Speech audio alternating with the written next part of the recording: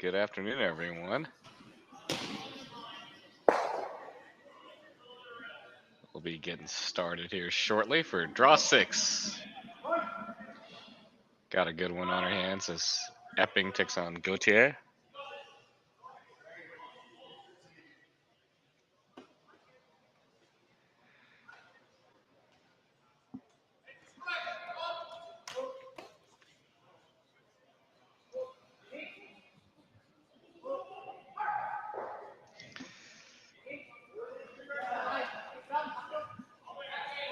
My name is Martin. I'll be doing commentary for you for this game. I think I'm running solo, so any chat participation is great.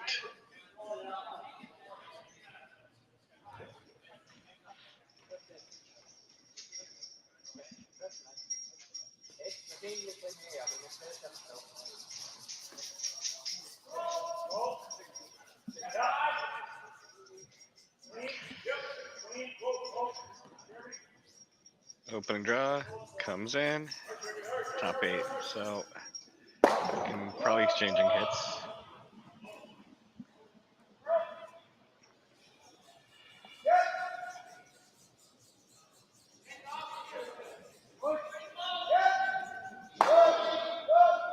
Moving quite a bit, still should be good.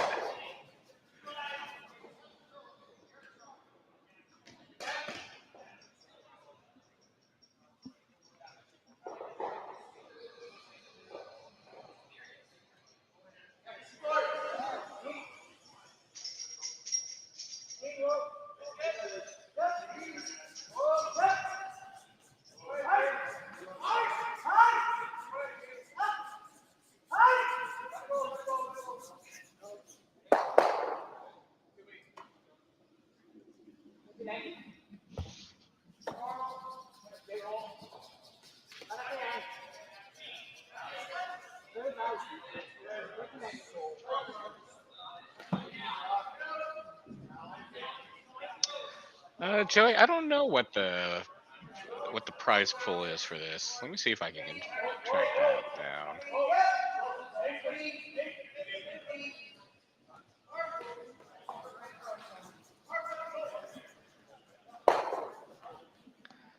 According to Curling Zone, it says there's 24 teams playing for a $27,000 purse.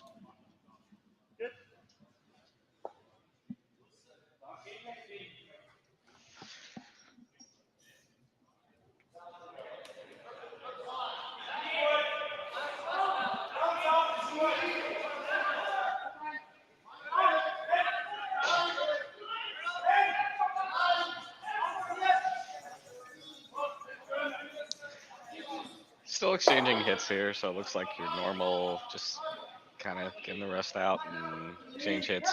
Nothing too crazy. Well, on pace for a blink in.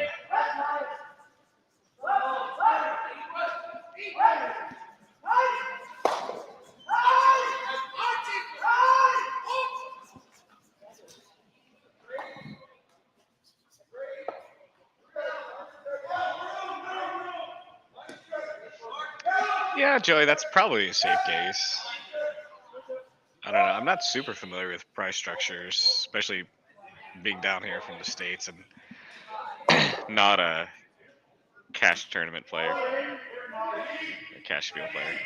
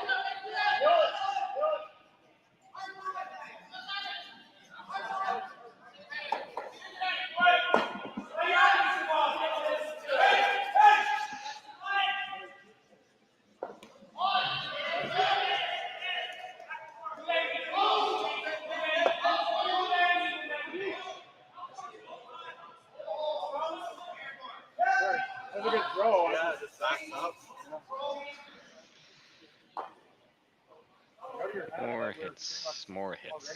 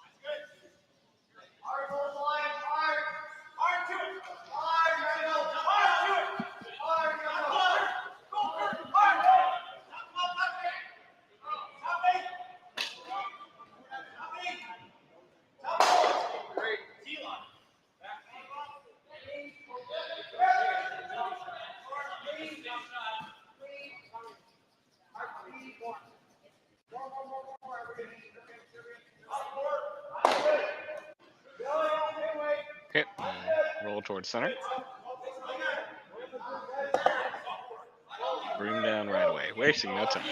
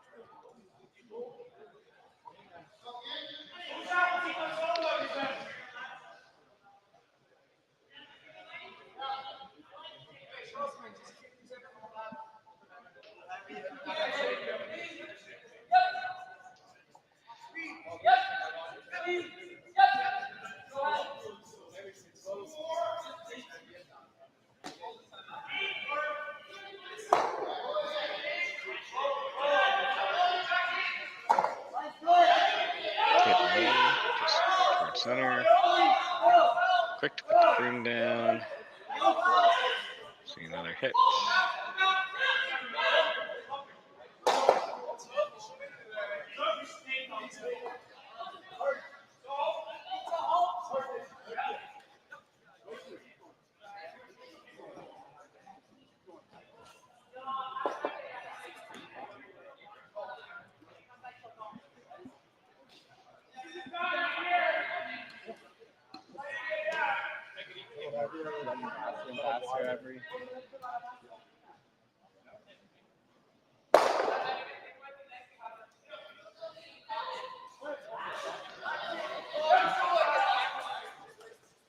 A little bit too low. Should be a pretty easy.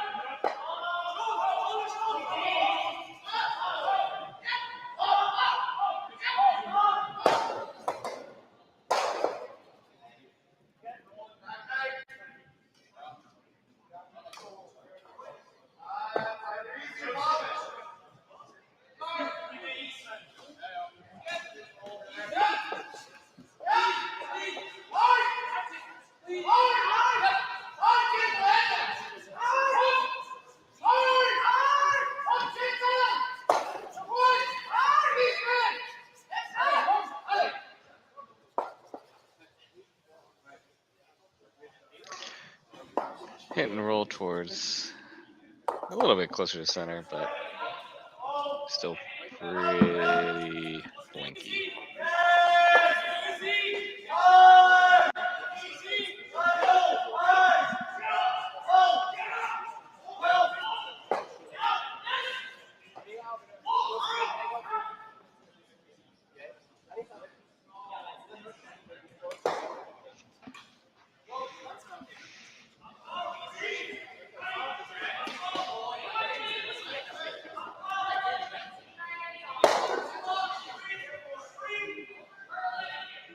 Hit and rolls out.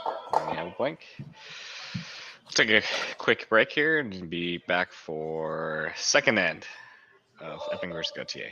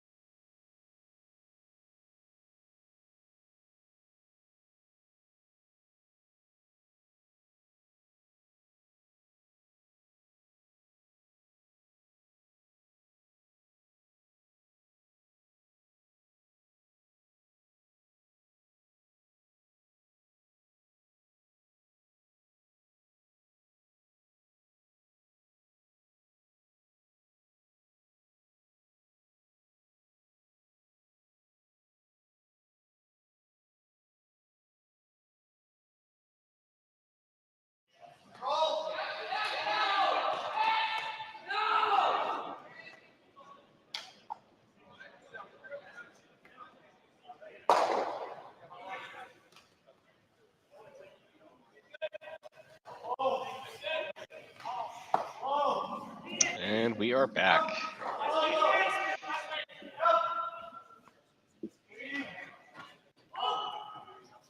After the first end was blanked, looks like Gauthier is going in here. John will be looking to set up a corner here, so we'll get some rocks in play here.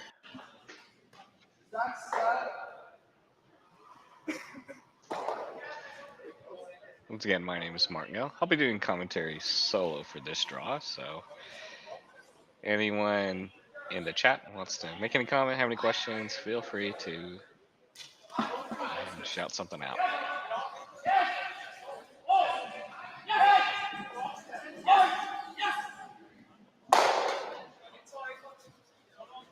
Corner got up nicely. Set up a tight guard here.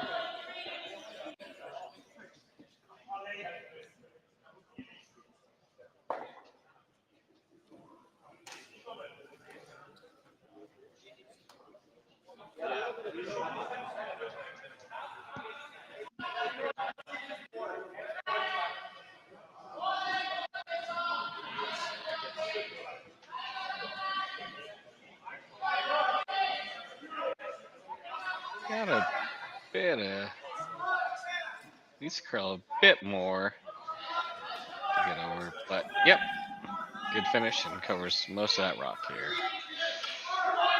We'll see what they elect to do here. Looks like we got a little maybe a tick shot here. Tick it and might be able to spin in.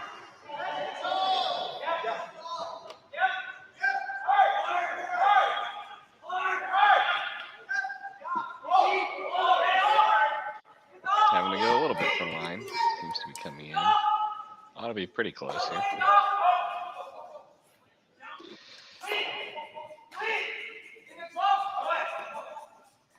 Maybe just a hair much. Yep. Just a little too thick, so we're putting that back up there.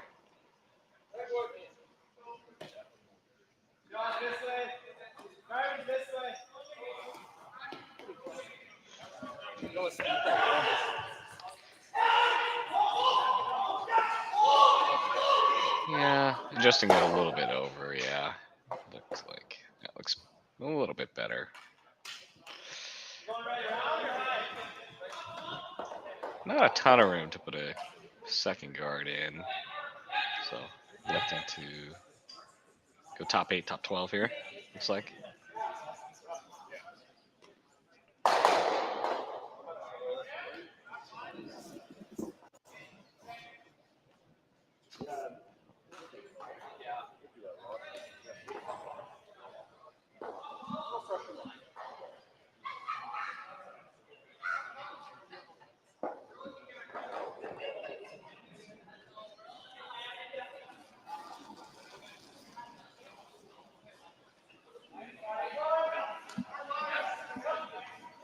Got a bit of curling to do. That should finish it just nicely.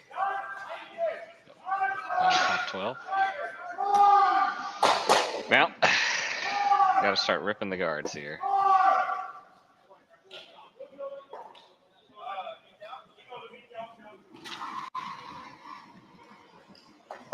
Should be able to get both or be pretty close here.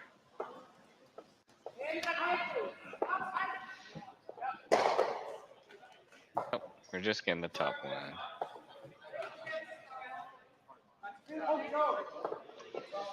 Now we'll see if they elect to put the guard back up or call another one in there.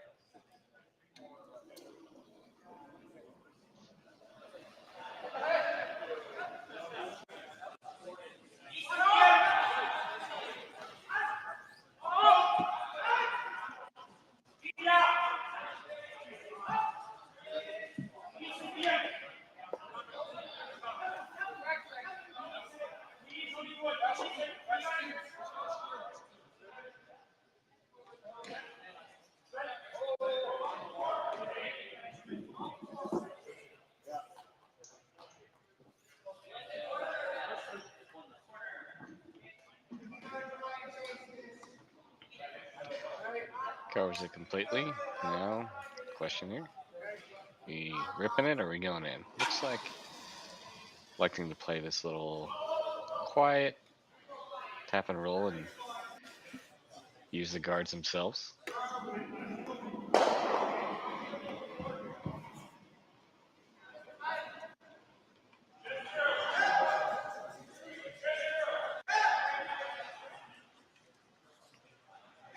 On it early to hold the line. Don't really want to wreck on that top one.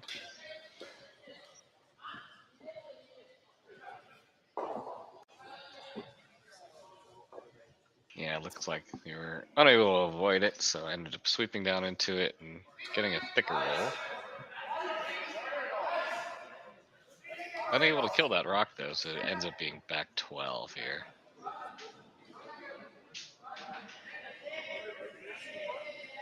Got another hit and roll.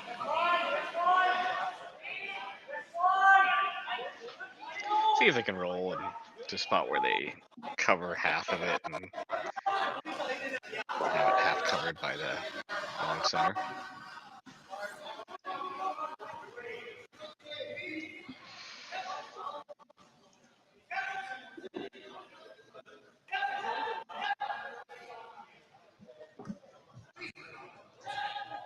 Oh, and taking a tumble there.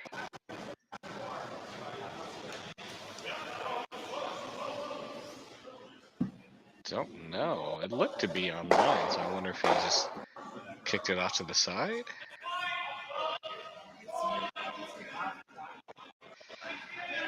Early in the season, you'll see these falls. We actually saw fall in draw 5 on a very important shot in the 8th end.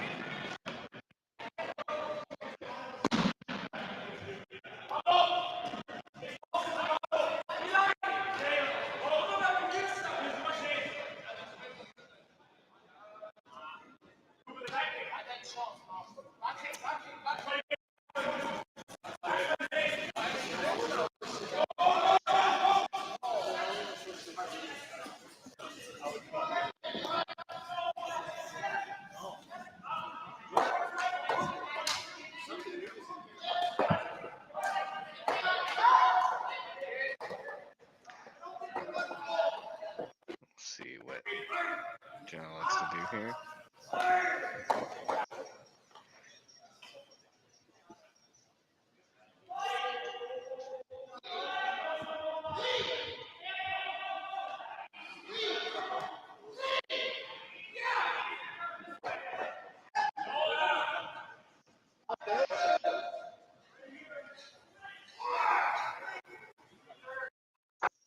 Oh, pretty hard for line here. It looks to be coming in just nicely. Make contact and get a tiny bit of a flop to the inside. Still open, you can see about 3/4 of it.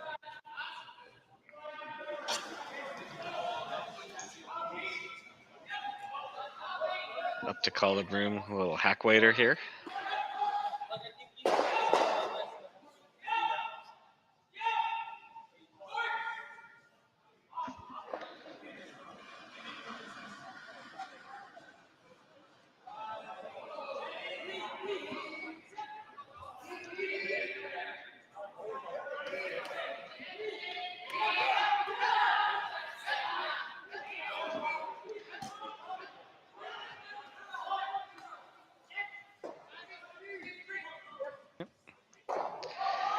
just a little bit on the high side, so kind of back out in the open.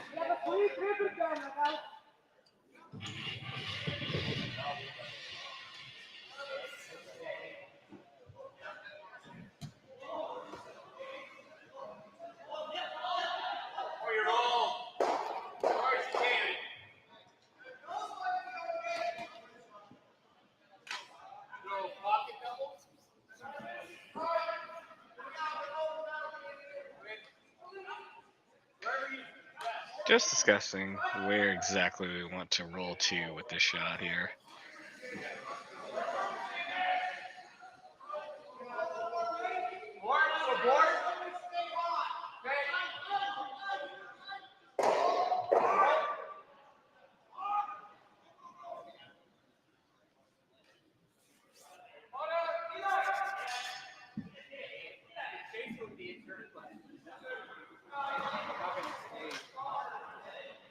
Just being mindful of this next shot, depending on where you go. May either leave a double, but doubles maybe not backs, it may be jams on that back red. Just taking everything into play here.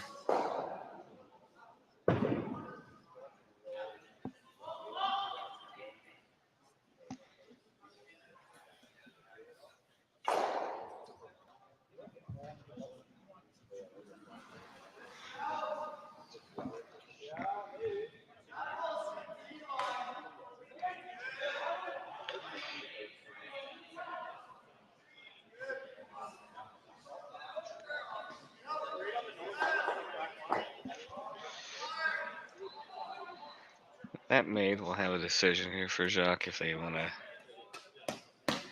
try to take on this double and where exactly to hit it.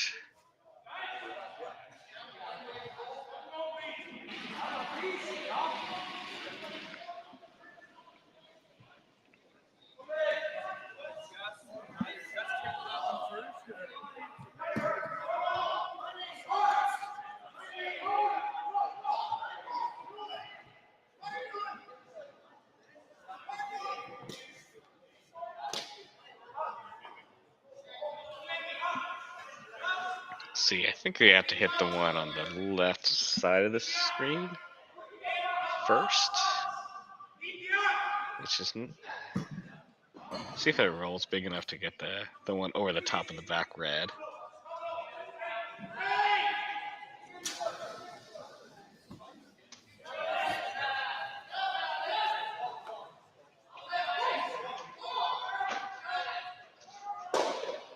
Makes good contact.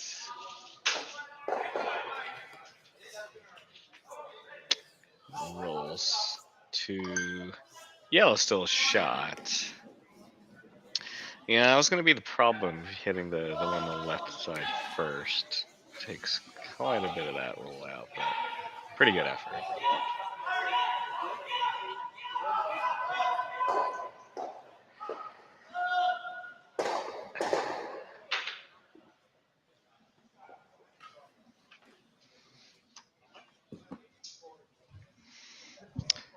So while we see them kind of line up the next shot, just kind of curious about where everyone's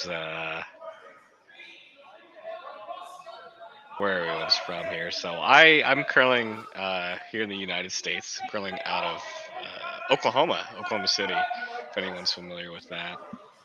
We are an arena club, and by arena, it's kind of talking about like shared hockey ice. So for me, I kind of joined curling a few years ago, and for fun.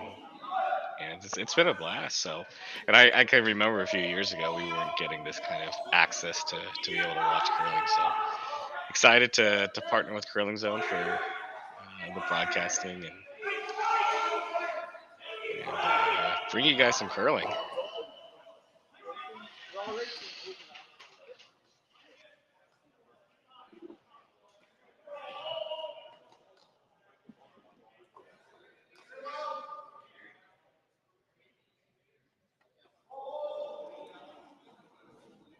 So I've been curling, oh gosh, Probably been through two Olympic cycles, so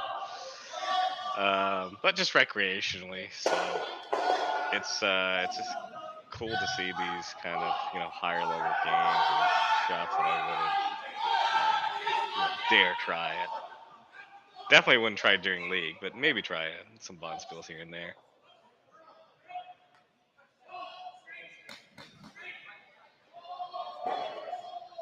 But it's definitely been fun. Had the opportunity to broadcast a few games earlier with Sean and get his insight as a competitive player.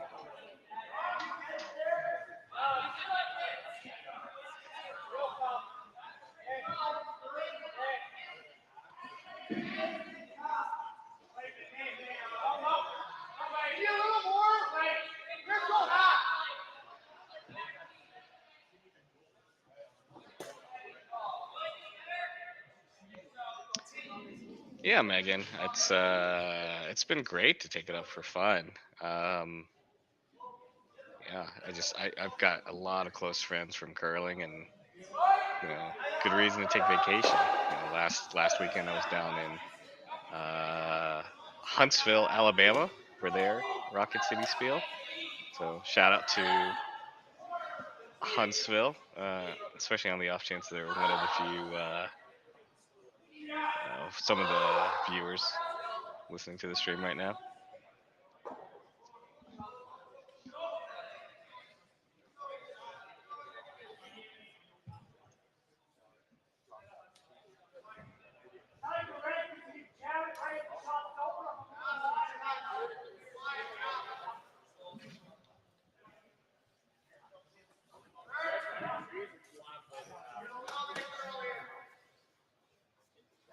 Yeah, so if you've got any newer curlers or anyone in the chat, feel free to ask questions. I'll do my best to answer it, or of course there's plenty of people in the chat that I'm sure are pretty knowledgeable as well. But for anyone who's been curling for a long time, that is excited to see more accessible streams for curling, yeah, feel free to comment in the chat.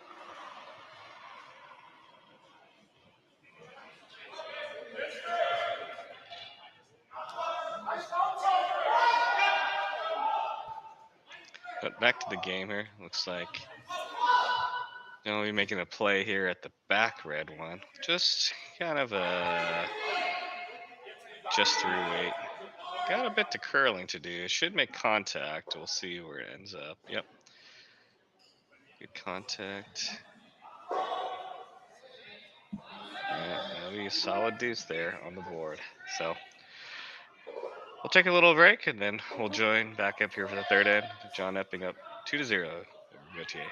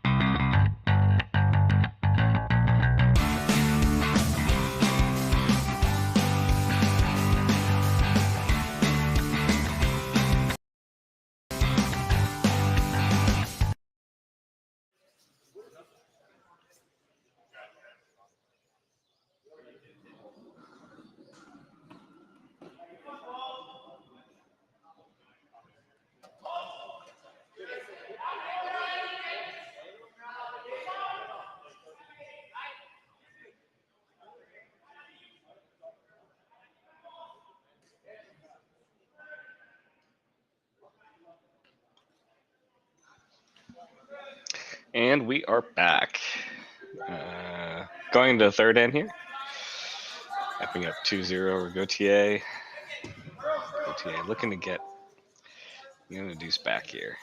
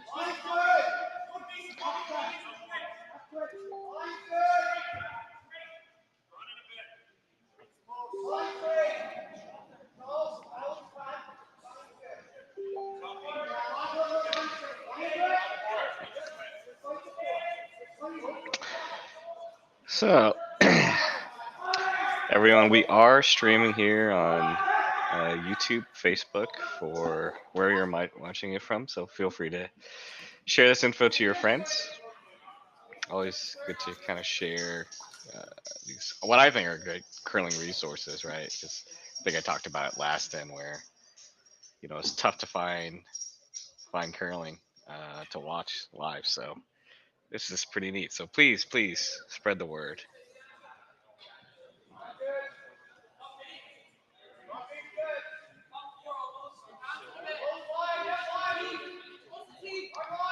Looks to be pretty standard setup here. We've got, just biting forefoot, center guard, corner guard.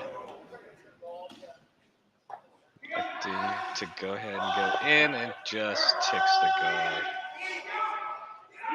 Rolls over towards the corner.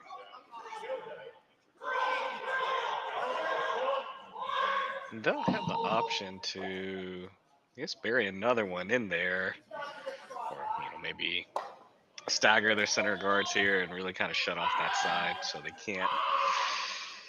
can't really hide behind the corners unless they swing it wide on the intern side. Megan asks, do you get to pick which sheet to comment on, or is it chosen for you? This is only my first day doing this, but I think they choose for me. I'm sure I can request it if I have any preferences, but I think it's but I think they do. I'm sure they do a good job of kind of spreading it around in terms of what teams get, commentary on.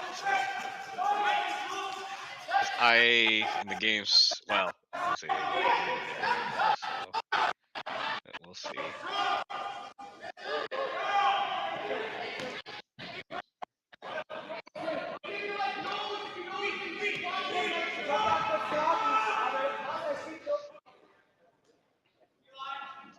After going bringing into the rings here, guess we're looking at hit and maybe poke it through the hole and roll to a corner here.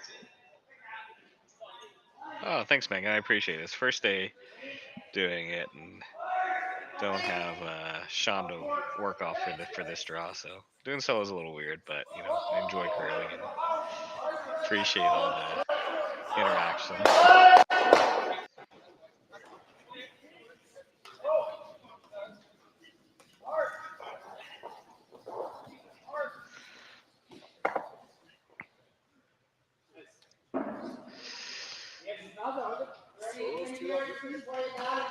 Makes a hit. We got some movement on the rocks, and now it's pretty open, but at the same time a little messy. So let's see what they do here. I like this idea from John here. It looks to be he's talking about maybe chipping and rolling off the red ones into a guard, or I'm sure he's not a fan of those guards, but you always got to be worried if one of those spills in.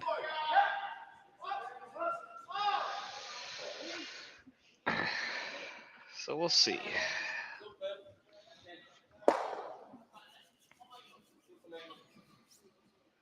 Calling the hit for Patrick. And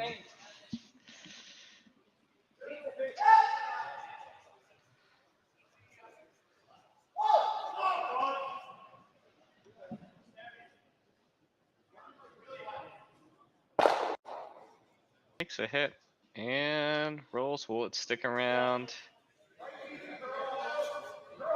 Ooh, see if it spins back in at the end.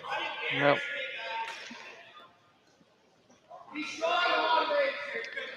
That's a little bit too much here.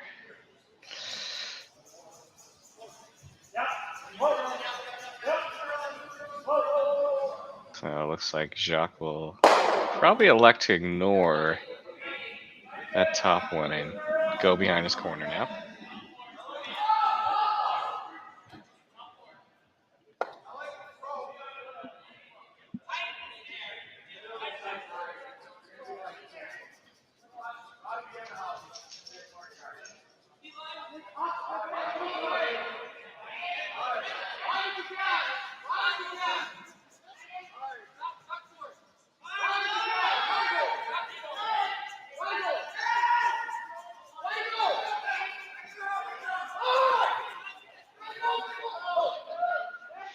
So, where's everybody watching this game from?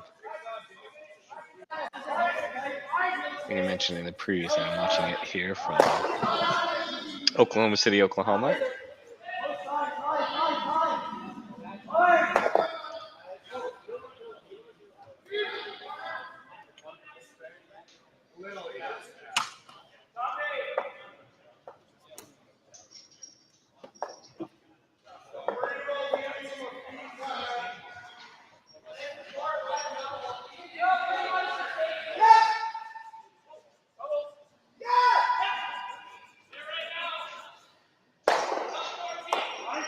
And nice double. Wow. That was a big shot. There's a lot of separation there. It's a heck of a shot. Rolls nicely to guard it.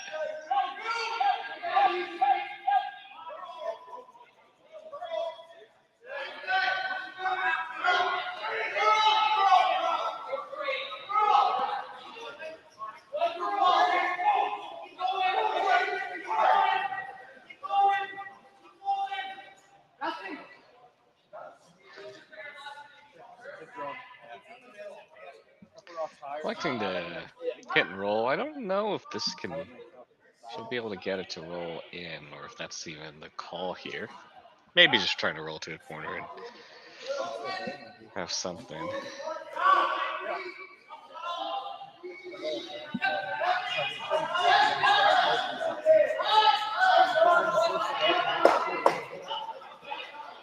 Gets both and see if there's enough to get it out the side. Just barely hangs on. Shooter does roll on for a piece. John quick to say, we got to get rid of this guy.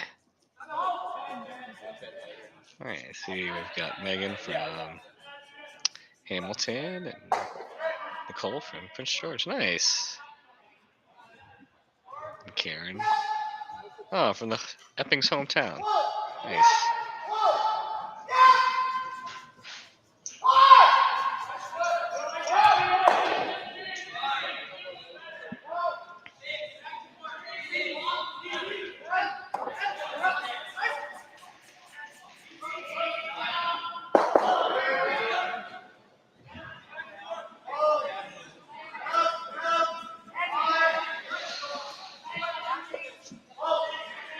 The hit is made, rolls over to kind of group them together. Looking for a hit and maybe roll on top to keep it around.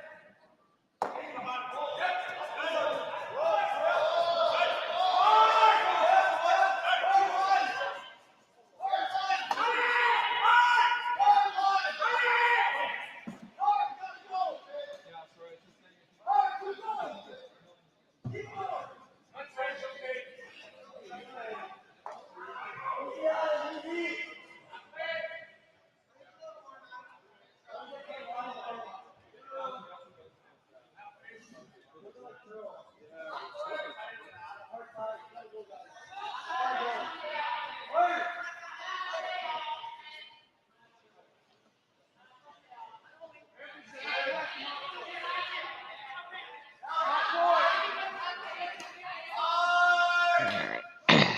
John looking to draw. I guess maybe top 8, top 4 here on the other side.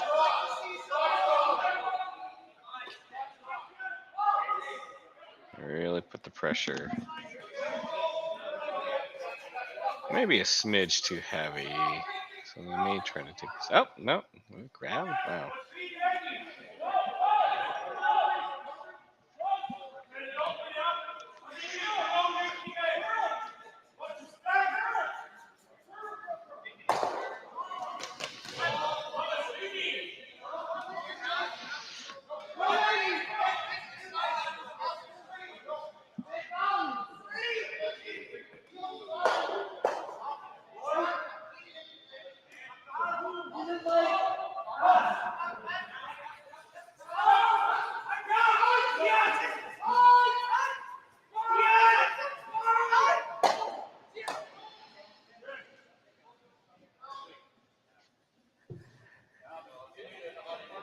Looks like we'll see. I don't know if they're playing the double here, but just hitting kind of roll down.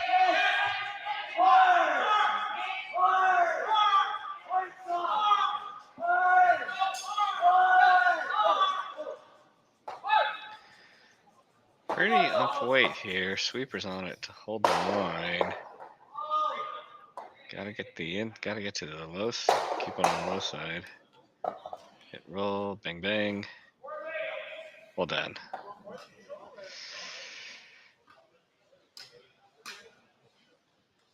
Nicely made double there.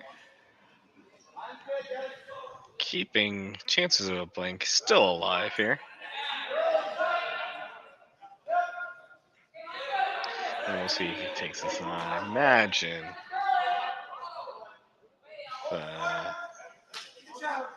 Yeah. Imagine if he gets anywhere to like nose.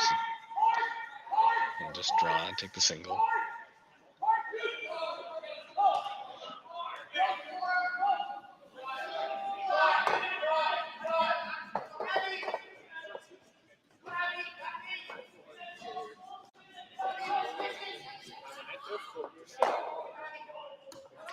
Having a sweep to push it down, but should be.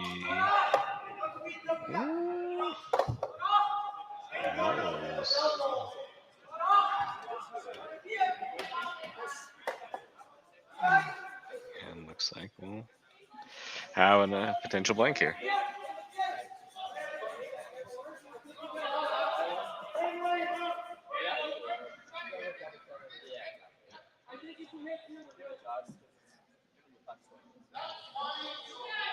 Oh, we've got Gwen from Gimli.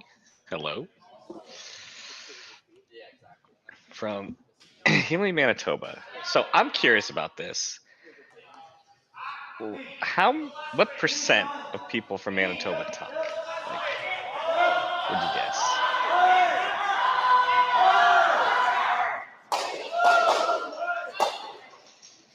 I myself am a Tucker. Tucker out of Oklahoma, Oklahoma City, Oklahoma, if you can believe that. So I always get questions about that. I'm always kind of fascinated by Tuckers. And oh, it looks like it jammed on that back one for did it stay on. It's hard to see from here, but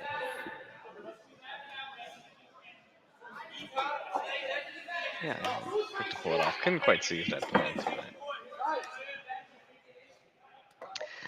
but we'll take a quick break and then we'll be back here for the fourth end.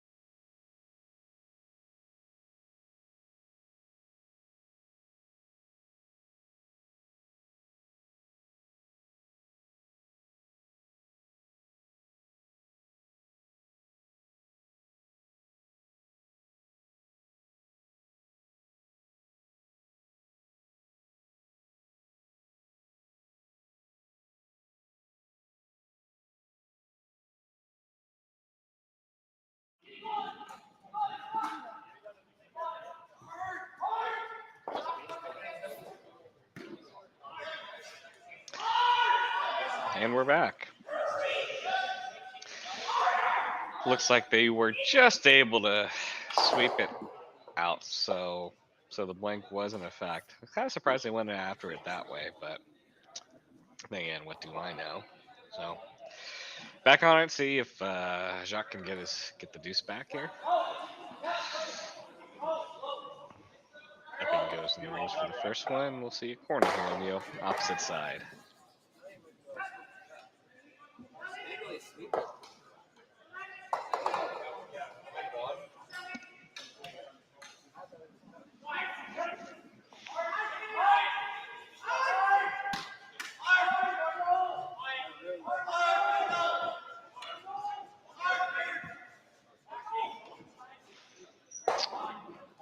For those of you watching the stream with audio, you guys can hear everything all right, or like or how's the sound for like the on ice sounds?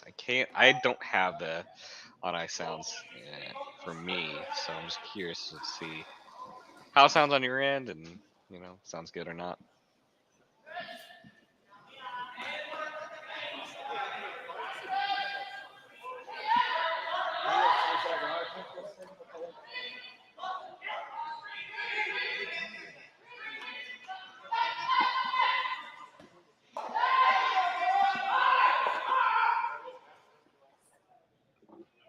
Oh, thanks, Megan. Good to hear that feedback. It's early season for the curlers, so it's early season for us, doing this broadcast. Working on a few things on the audio, so appreciate any feedback you guys have. Epping with a good guard. And now electing to take advantage of the corner and come under. It's got a lot of room here, though. I don't think it's a little heavy, so I don't think they want to go. Going on just a little bit late. And that is nicely buried.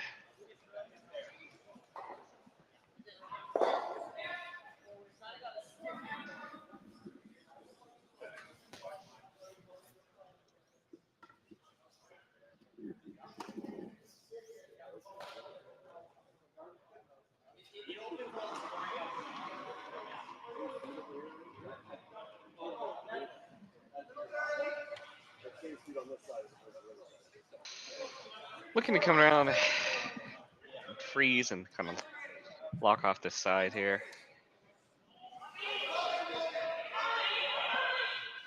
Again, from here, it looks like there's a lot of room, but the stones are finishing pretty nicely.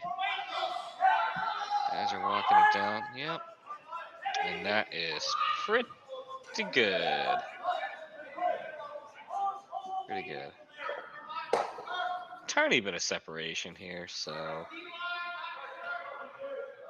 looking to make a play with it. Kind of back 8, back 12 weight, maybe?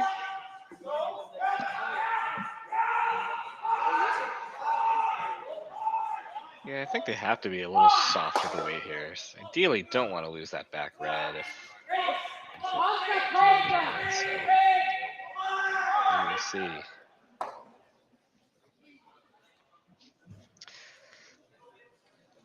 But after a few blanks in so far this game, I'm excited to see Roxon play. Always excited to see Roxon play.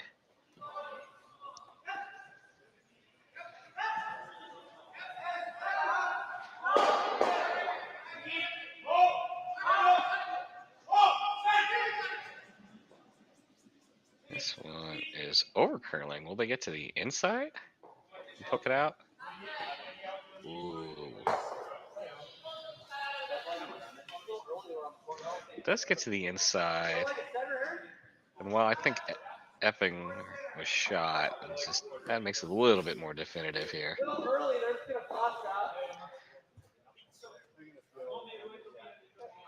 Okay, Nancy said you can hear the other sheets yelling more than the audio from this sheet in game. Yeah, I think that has to do with, where the mics are placed. I think there's something going on with this particular venue, which makes it a little bit difficult to do, but yeah. But always nice to have the, even background sounds, I think, for curling. Just I've watched my share of phone streams where you're really not getting any sound, or just like the war room sound. And I have to say I prefer this.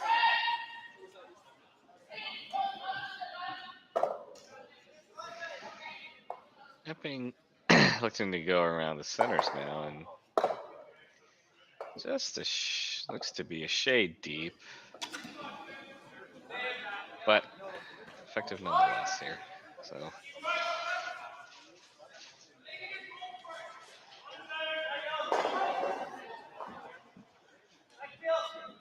John sitting now 2. Jacques is going to have to do something about these centers here. So looking to eye up this kind of gripping the center and kind of rolling into that corner area, just opening it up a little bit.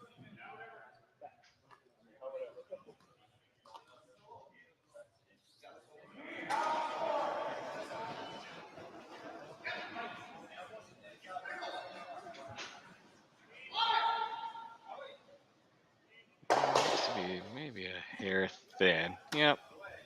Just rolls over the top of everything.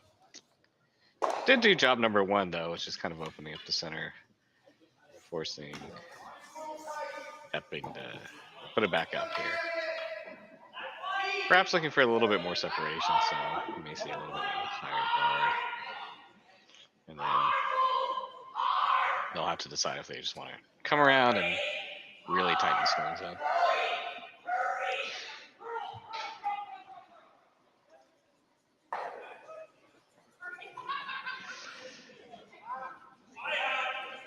So from the people that are in the chat that are up north, have you guys started curling yet? Like leagues and whatnot.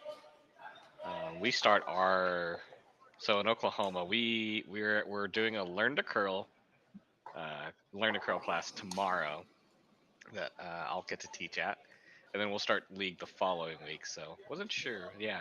If you guys will let me know when your season starts. I'll be kind of curious.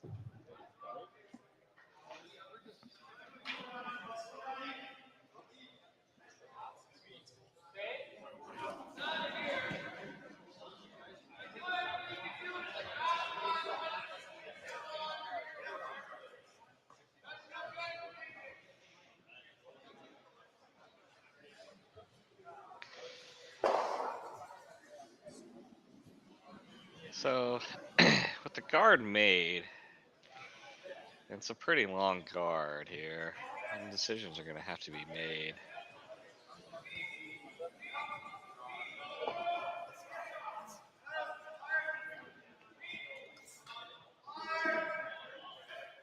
So looking at this, hitting off the wing and kind of rolling in. Not sure, yeah. I mean, you could always just come to the back one, but there's definitely space for a couple rocks. So they freeze. John freezes on top of that, which isn't great. So they're thinking about possibly just going, maybe just T-line, so not down 2 it all the way.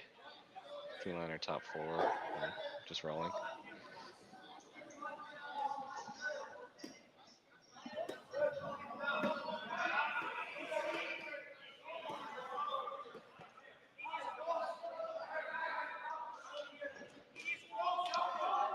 Yeah, it's interesting to see this from perspective, because if I'm at a spiel, right, for my team, like I'm thinking I'm just going, top 4 or down to that rock here, but I guess at this level of play, you go top 4, then it's got a pretty easy run. So definitely cool to see it from this perspective, for me, at least.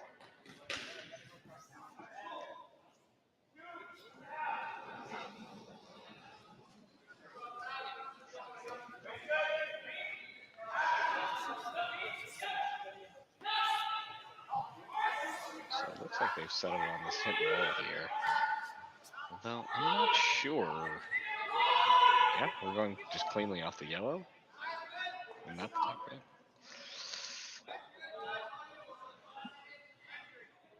Oh, I was way off. Just the draw. I think the broom further up in the house threw me off here.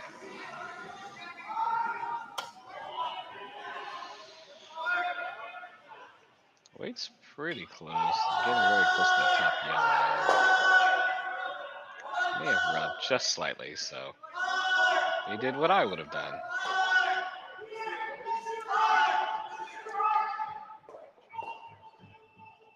So Gauthier sitting second here. Got a figure. John's gonna make a play at this of some sort.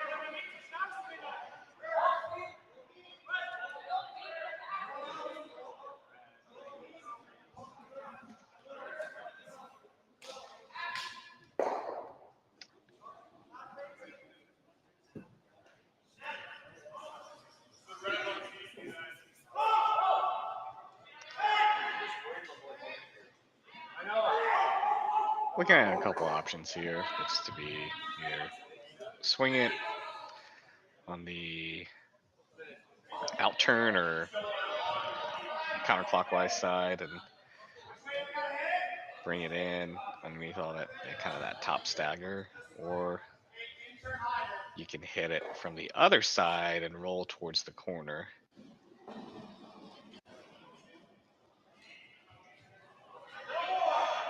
Either of them, fine options.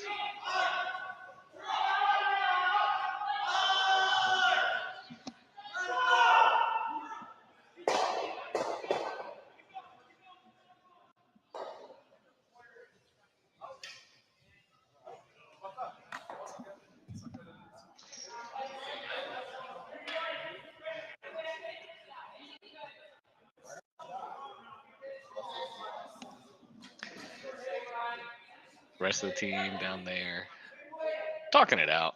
This is where I wish we could have players mic'd up, but you know, we understand that's probably prohibitive to do. Kind of hear what they're talking about.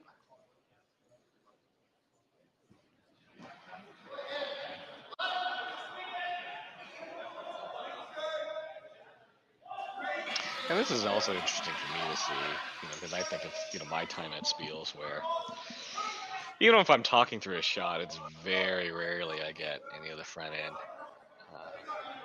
down there to it. I might, of course, I'll mention it to them as we're about to throw the shot, but to come down and talk about it, it's interesting.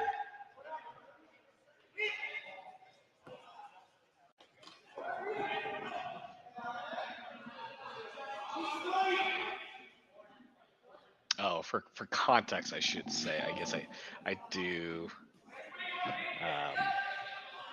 skip normally at Spiels. Although next week I'll be playing second, which I haven't played in like 7 years, so that'll be fun. Sweeping at altitude. Oof.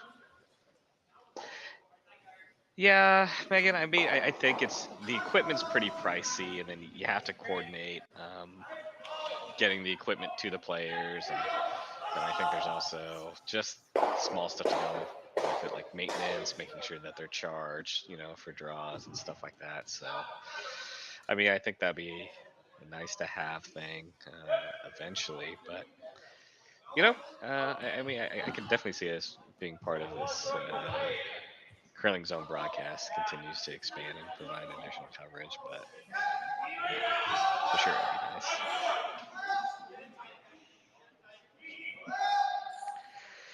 So, John, electing to take the out-turn draw here.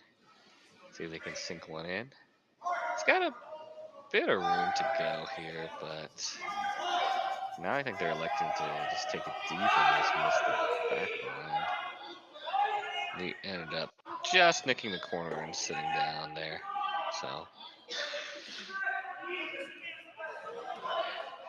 So definitely room for Jacques to tap it and roll on top.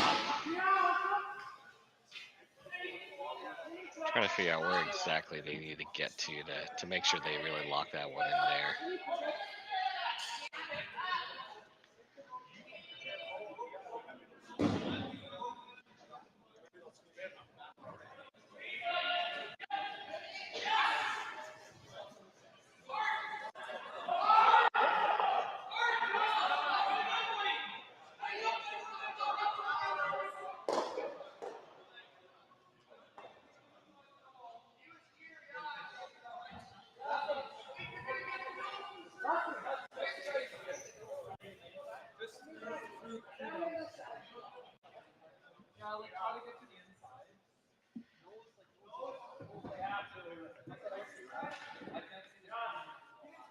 Pretty delicate shot coming here, but.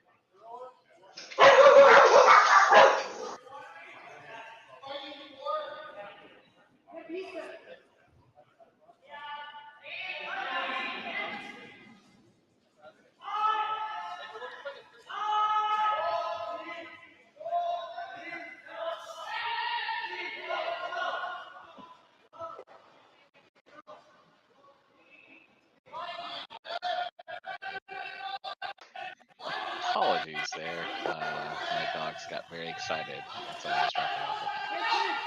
Very excited. Sweepers on this pretty hard to make sure they're around the top 8 stones, and they just tick.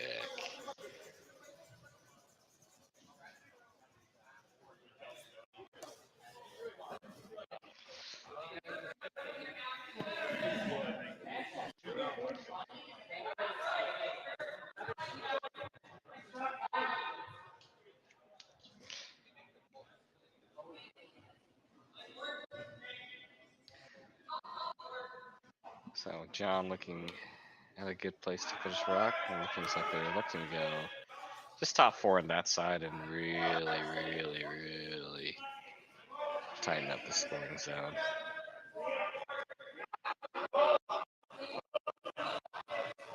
Yeah, if John sinks another one in here, which I imagine would be very close, if just dead on, we'll be sitting first, second, and third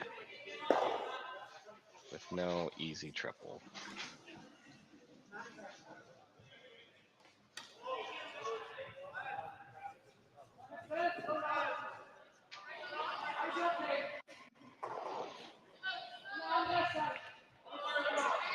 Yeah, Karen, I noticed that too. Let's see if we can get that kind of figured out. Yeah, because that, like, the throwing perspective is a little bit off from what their sweepers are. Speaking of the sweepers, working to bring this one in. Looks like coming in nicely. Is this a little bit higher? Yeah, it's a little bit higher than I wanted, I think, but a decent result. Just the same here, so leaves him a little bit more room, but definitely destroying the full 4 for top 4.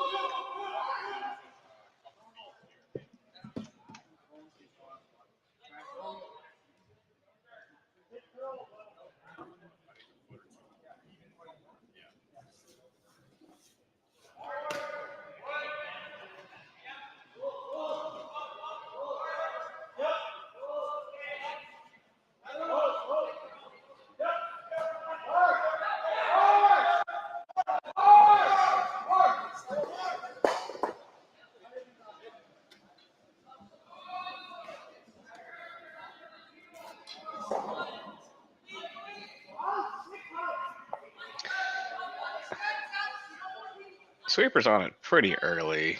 Looks like a lot of this line has been curling pretty hard, but now this one looks to be pretty out there. Having to switch sweepers to get it to curl a little bit. Weight's really good. Comes in and just gets there for maybe a second. Yeah. I think take a little bit more ice, maybe kind of seeing what they did previously, maybe got them just a little bit here.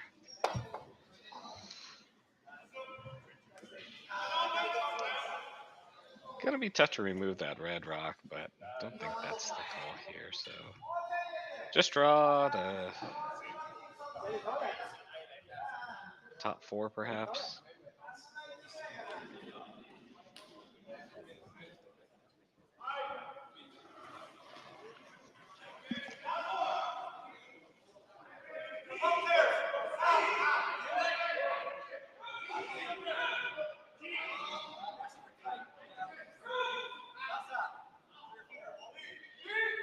This one's hanging out there a little bit as well.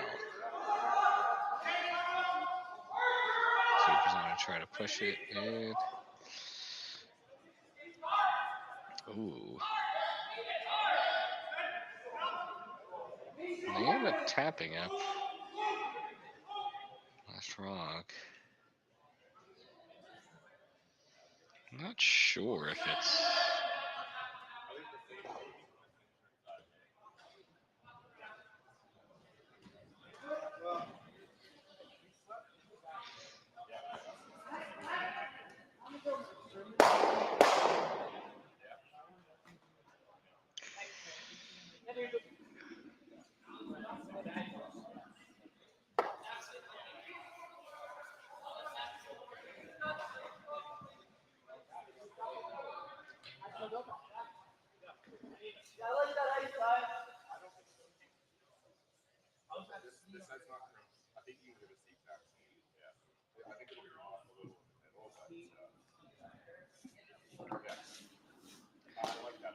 Sure what they're eyeing up here. Is this just a cold draw, or they're not doing this in off, are they? At least for a bundle, but still, this has got to be a draw.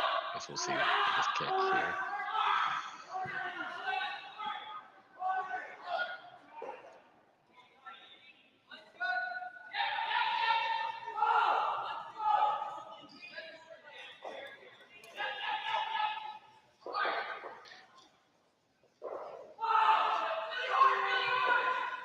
Looks to be coming in nicely for this draw.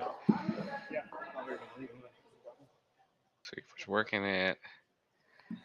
See if he can get to. Gets in and touches the lid. Not sure if we're gonna have a measure for second.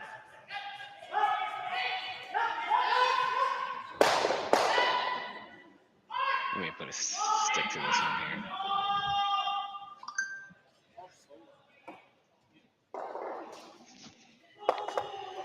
Looks like we'll take a little break here while they do the measure, and we'll be back for the fifth end here. Or I don't know actually where we're going. Maybe we'll hang on just a little bit.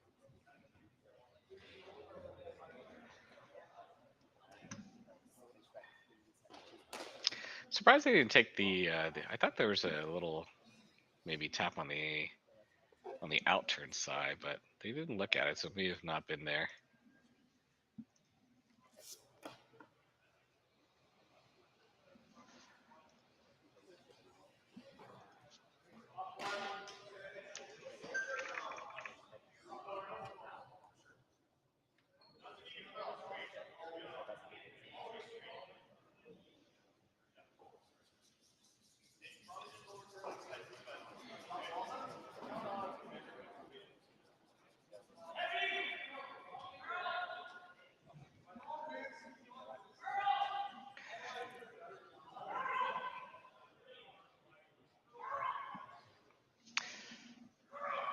Here comes out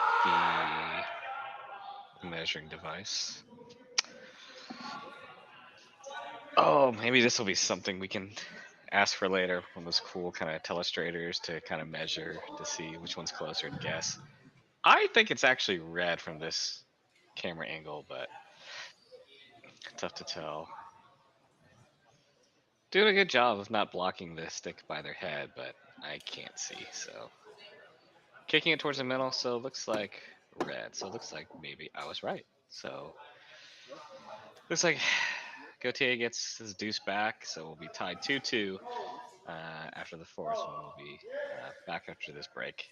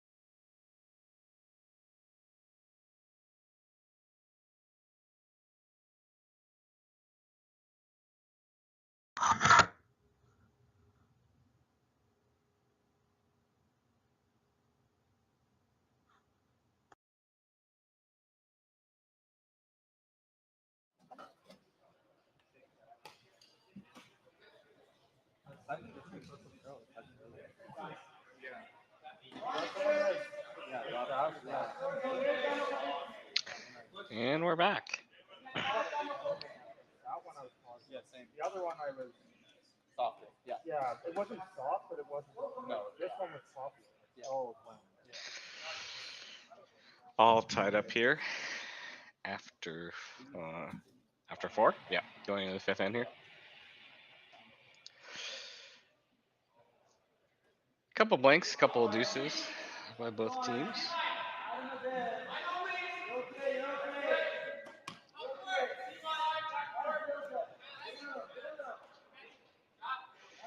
Gauthier setting up the center. Giant electing to go ahead and come on in. You see the second offering looks to be a bit wide and heavy.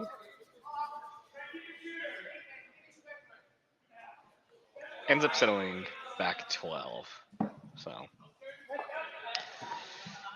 So one thing I have heard from curling is that the 5th end, rocks tend to glide a little bit more than earlier, something to do with the break. Does anyone know the reason behind that? Like, is it just somehow the ice gets faster, or what is it? I'm curious to talk. I've heard it on some other broadcasts, but I never knew why and just kind of accepted that fact. So if anyone knows, I'd be curious to hear if anyone has any thoughts behind it.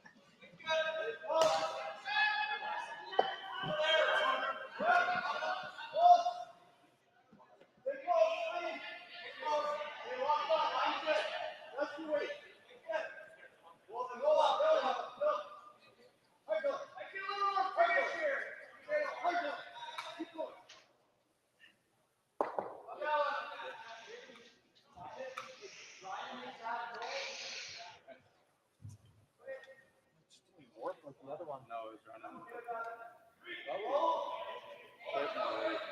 Yeah.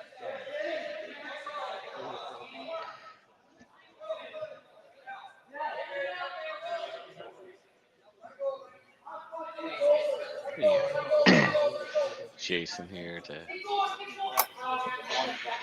get to the inside here and roll on top.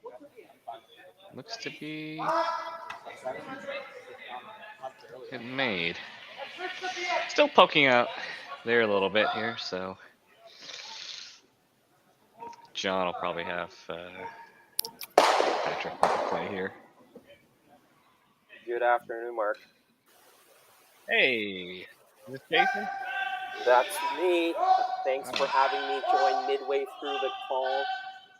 Yeah, it was tough working solo, so I'm glad to be joined here. So, well, for those of you who enjoyed Stone Stadium Martinsville last weekend and tuned in, I'm glad to be back for a couple of draws here in Stone Stadium, the Alberta Series, Leduc.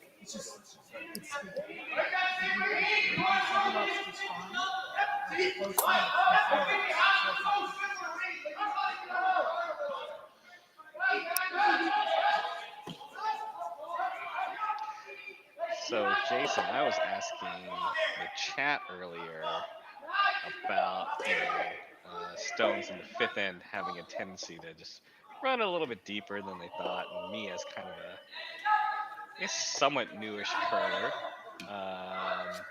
what the reason was for that. Like, I've just heard it on broadcasts, and people make references to it, especially when shots go long in the 5th. But do you know any of the reason behind that? Yeah, Mark, and it depends on what the ice makers do in between ends. At the championship level, at national championships like the U.S. Nationals, the Brier and the Scotties, as well as World Championship level play, typically during the mid-game break, so typically the 5th end break, the ice makers will come out and maybe do a little bit of pebble right near the hacks to resurface that because all the slides are going through it. But the second thing they do is typically do a quick sweep or mop of the ice. And that mopping of the ice seems to quicken up the ice in the next end. So in a 10-end game, that's the 6th end, you often see the leads slip their guards into the rings or their draws into the back of the house or even through the house, and that's the reason.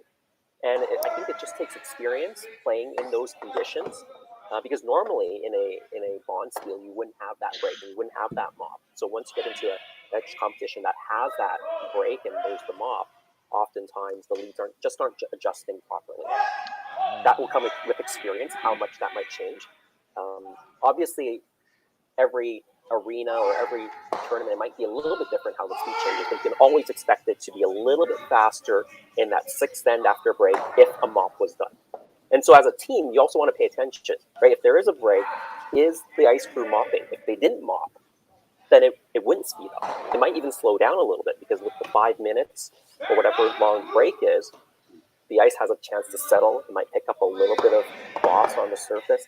The ice tends to cool down, and that can slow down the ice as well. So as a team, if you have a fifth end break, you want to look at the ice a little bit and see what the ice makers have done, if anything at all. Interesting. Yeah, I guess I wouldn't have thought about that. Yeah, coming as an arena curler, we're lucky if we get to run the rocks, before our draw. I don't have, championship level experience. So good to know that. Yeah, and Paul, I can see what you said there. Ice gets faster if the team mops the shit. Interesting. Well, getting back Mark, to our yeah, I was going to ask you. I didn't see the first 4 ends, but it looks like it's a close game. 2-2 tie. John Epping against Jacques Gauthier. Yeah, it's been pretty good game. Yeah, so far. There were some near misses with some with some blanks, but overall, the level of play you would expect from teams of these calibers. So pretty good game.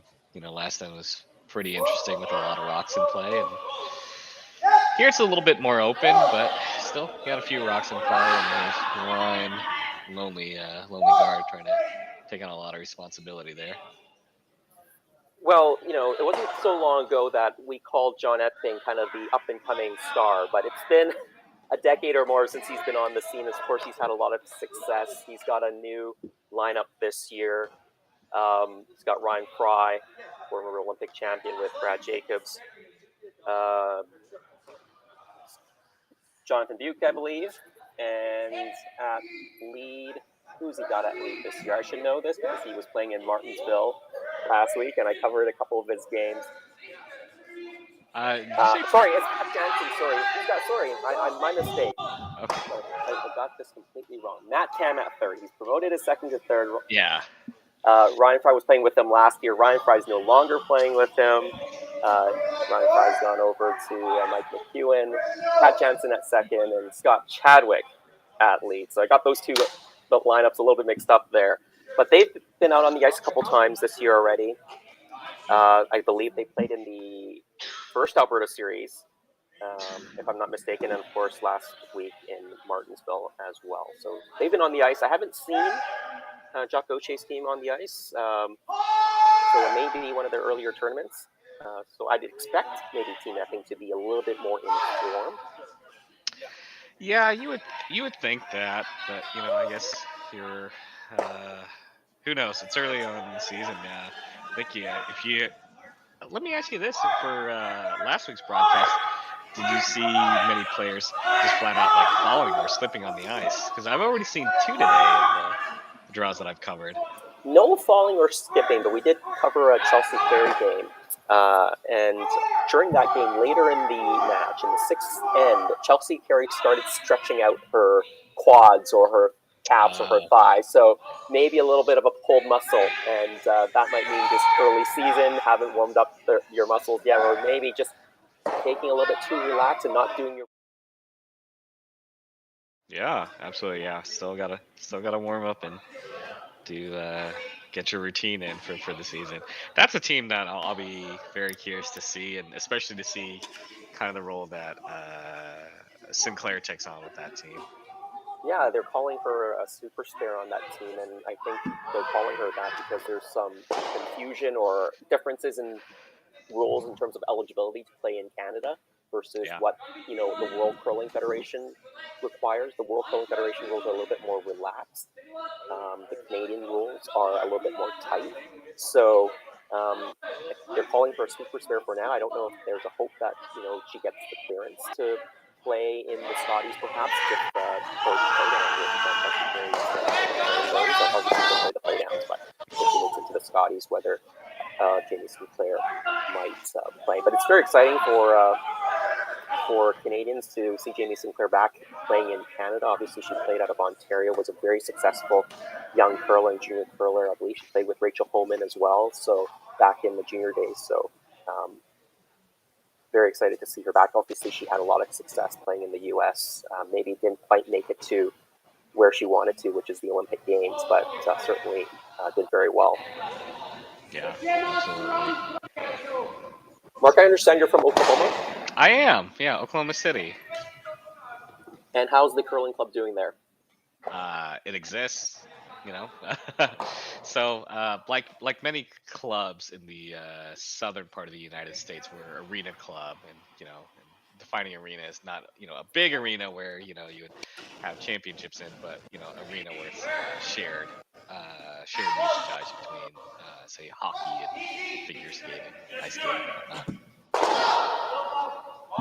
Well, Team Epping, they have the hammer here in the fifth end, right? And this is John Epping trying to play a freeze, I think, onto that red stone. Freeze tap. Looks like it's overcurling just a hair. We've got mid-season broom slam. Seen a few of those from this week already, so while the teams may not be properly stretched out, the broom slams are in form.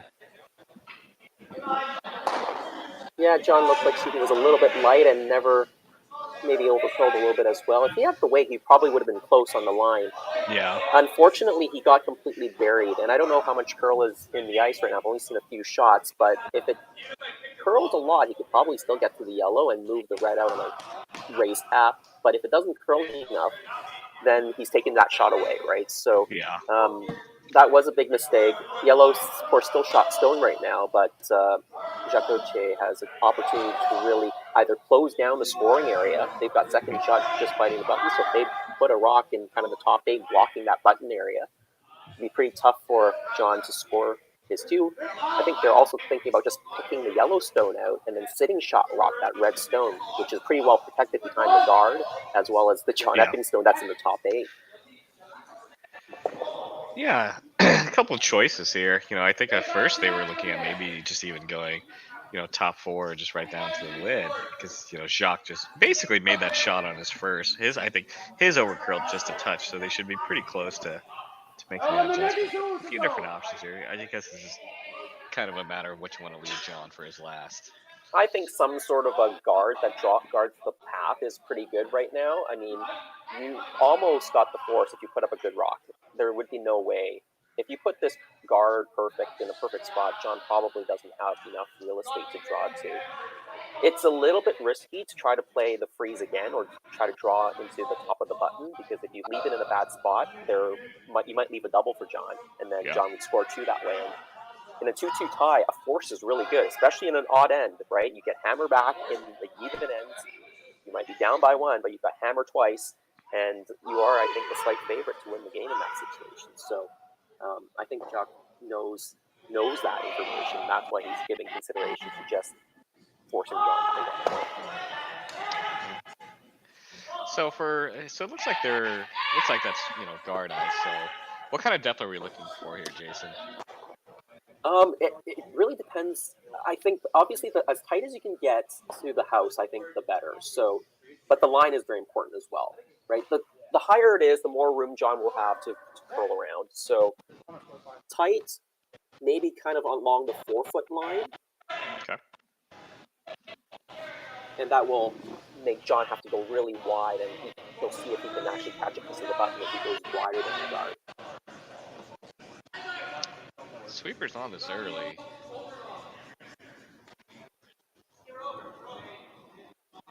They are on it quite early. It looks a little bit on the tight side and the light side. Tight and light here, which that's not going to cut it here. So John's going to have some room here. Not an easy shot by any means, but he's definitely got Got some room here. Yeah, I mean, that guard there is not really guarding the button. You should be by that guard fairly comfortably to actually hit the button. If you're anywhere close to that guard, you're probably you're risking crashing on those stones in the top of the rings anyway. So yeah, and get a good chance to see how much ice they're taking. So there's about 4 feet of curl towards the button. I expect him to be close. It's not that different of a shot than his first rock, and he knew what he did wrong in the first one. Final stone, John Epping, fifth end.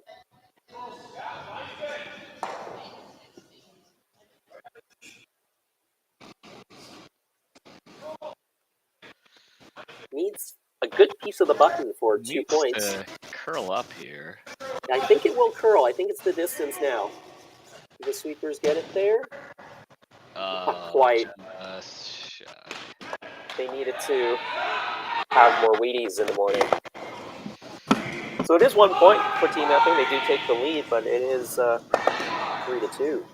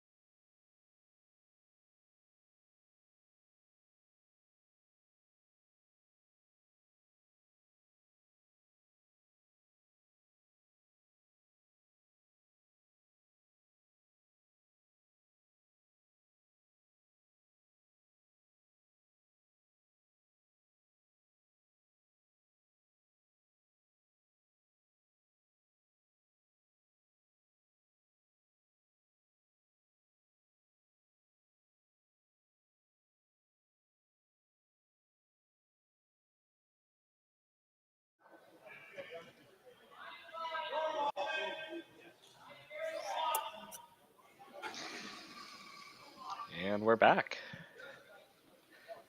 We have 3-2 scoreline right now. Team Epping's had a chance for 2. Draw to the button. Came up a little bit short. Sweepers went all the way, so it's a 3-2 score going to 6th end.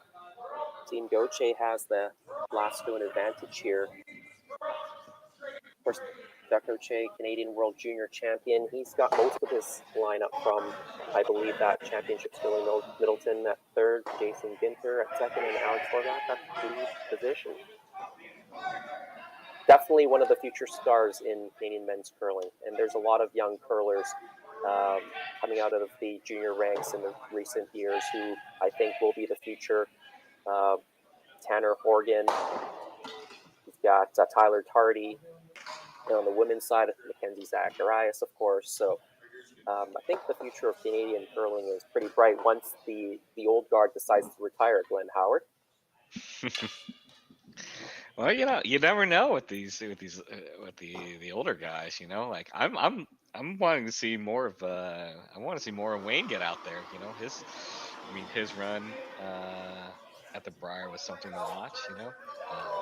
I think we were all excited to see Wayne back playing at that type of level because I don't think we ever thought that was happening again after some of his injury problems.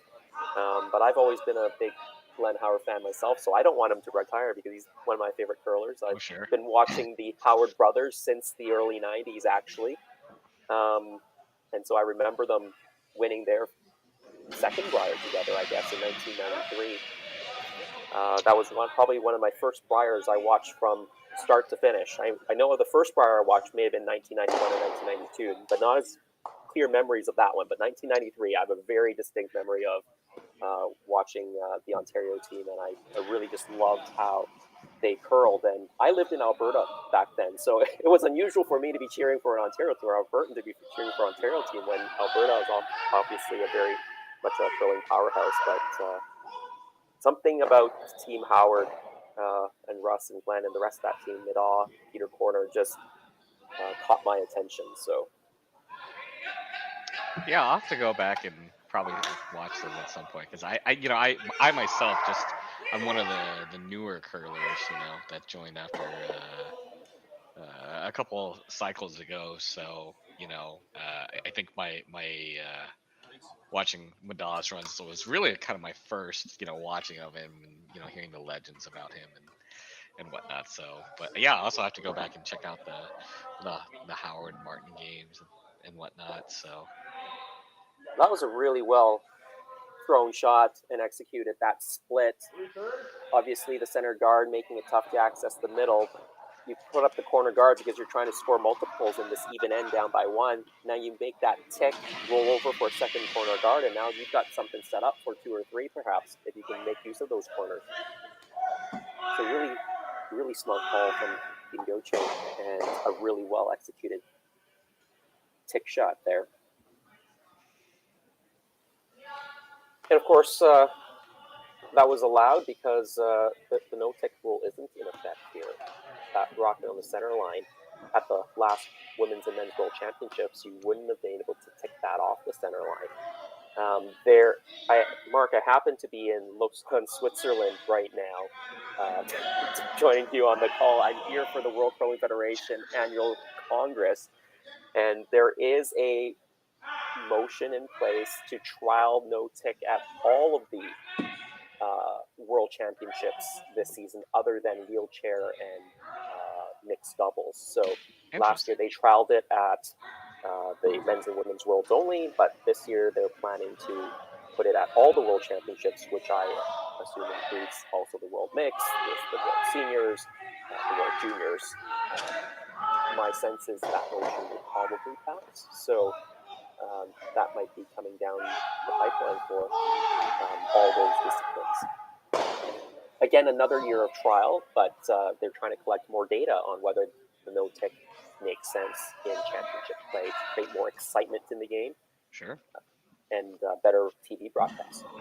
Really nice double there from the Gauthier team. Very nice. Yeah, we wonder if, you know, I think it makes sense to you know, try these no-tick rules, you know, early on in the quad here and kind of get it, you know, everything kind of worked out before the next, you know, set of trials and whatnot. Yeah, absolutely. Well, after that great double, Team Epping tried to hit that rock that was kind of in the top 12, I think. Yeah. Or just outside the guard and roll over probably to the center guard. Overroll just a little bit, and I think this team gives Jacques the opportunity to just go around their corner guards. I think they can just now ignore those Epping stones. That off-center guard isn't particularly dangerous. It doesn't block the path to the button from the intern side or the clockwise side. That other stone that's in the house for Epping is only in the top 12, so you're never worried about not being able to outcount that one. You can just go around your corner, be in the 8-foot, buried, and be shot stone. It looks like it's coming in pretty nicely here. Yeah, they're using, of course, the outside sweeper to try to keep it, or to try to promote some curl, and very nice shot.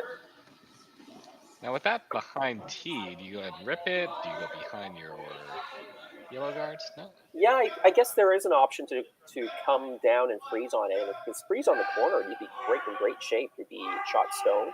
But I think with a 1-point lead and the fact that the freeze is the more aggressive call, if you don't make that freeze, Team Gauthier goes around the corner guard again, too buried. You're in a lot of trouble. So, I mean, ripping the guard is never wrong in this situation. If you ever roll to the center line, pretty nice roll. Now you can make use of that center guard. You will actually now force Jacques to go around the center, which is what you want to do when you don't have the hammer, right? You want to put the play towards the center of the rings. That helps you close down the scoring area, makes it harder for the hammer team to score. That's what happened in the last one, right? The center area was a little bit more congested. After Jacques got that shot in, even though it wasn't shot raw, it closed up the center and made it hard for Team Epping to score that second point.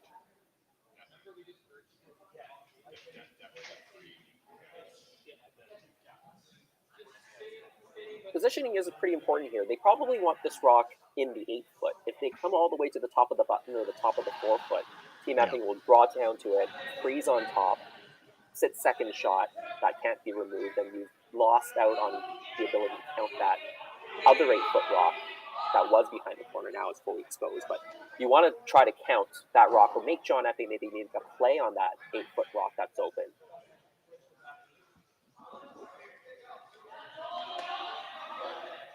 This one Looks like it looks to might be be a sliding a touch hair heavy. deep. Yeah, just the. It's not much heavy, but it's about half a foot heavy.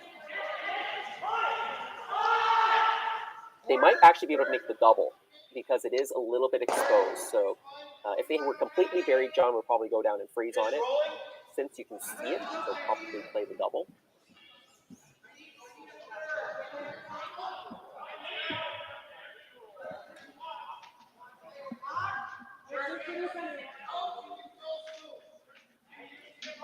We were just talking about the rule changes and the ticks, and it's not only that you want to have any new rules in place early in the quad. You actually, from a Olympic perspective, you have to be playing with the rules that will be used at the Olympic Games during your qualification process for the Olympics. What that means is, to qualify for the Olympic Games, the 2 years prior World Championships are used to determine the teams that get in to the to get into the Olympics. So those 2 World Championships have to use the new rules, or the rules that will be used at the Olympic Games. So if they are to introduce this no tick, it has to be official by that point in time. 2 World Championships before the Olympics.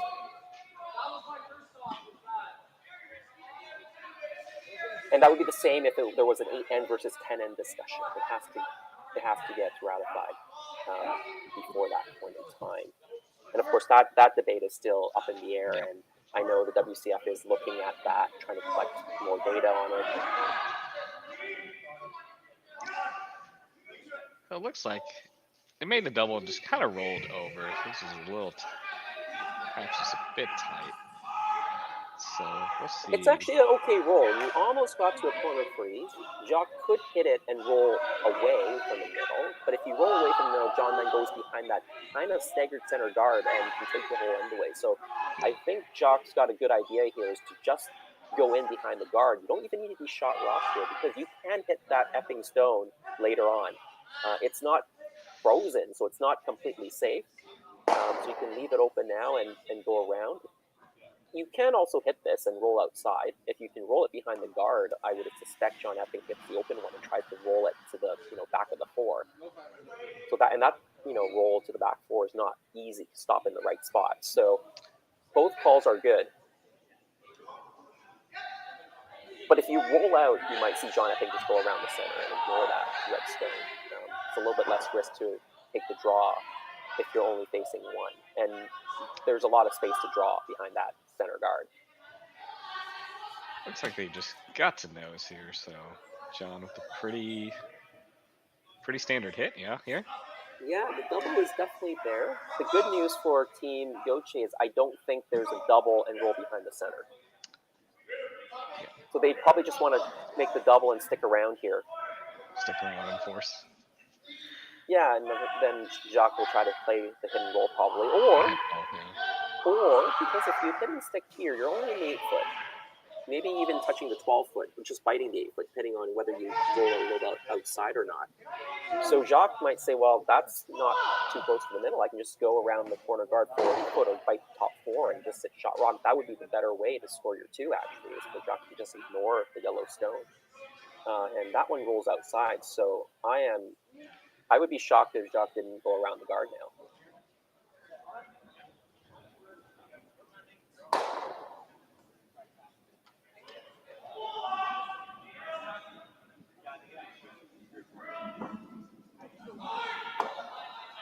I think they're discussing where to put it.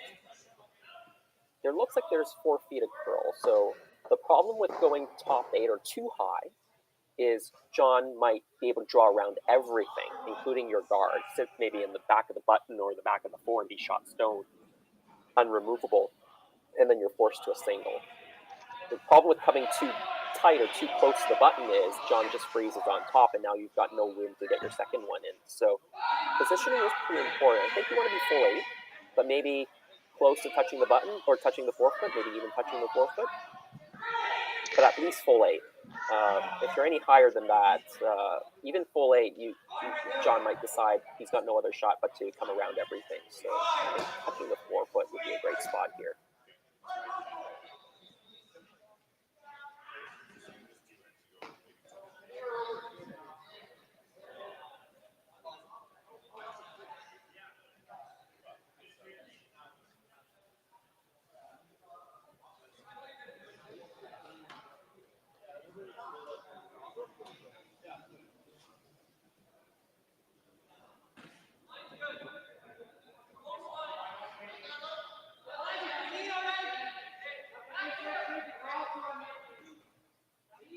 to be coming in nicely. I was worried about line, but line appears to be getting a touch better here. The sweepers look fairly happy with it based on how they're sweeping. It looks like it's going to get fully buried. John's not going to be able to play a hit on this, I don't think. And they get it fully, almost fully in the floor. That's a good spot. That's a good spot, yeah. The only way John can get out of this end, forcing Team Gauthier, is to play this run back now. Yeah. If they freeze, Jacques just goes a hair wider and draws to the same spot, right? So John's always liked these types of shots, the run backs, the doubles. He's always been a very good hitter. I know earlier in his career he may have been accused of being too aggressive, trying hits that were so difficult. He made a lot of them, but in some cases maybe he could have played a little bit more finesse. But he's always been a good hitter and liked hitting. I think he's developed his finesse game a lot more over the years. Here. Run it back, catches the red and sticks it behind the guard. What a shot by John there. You know, Yeah, I was just about to ask if it would have been easier to run the one off the corner 12, but because it looked pretty tight here with that almost staggered guards there, but a heck of a shot there. Played it perfectly, and now you've got the force, and it's force with a little bit of pressure. John's rock is almost touching the 4-foot, so Jacques, he's got to play the same shot, basically. The good news is it's basically the same shot. It's a little bit further out. He has to take probably 6 or 8 inches more ice. But I would expect that at this juncture in the game, the speed shouldn't be that different from the one he just threw.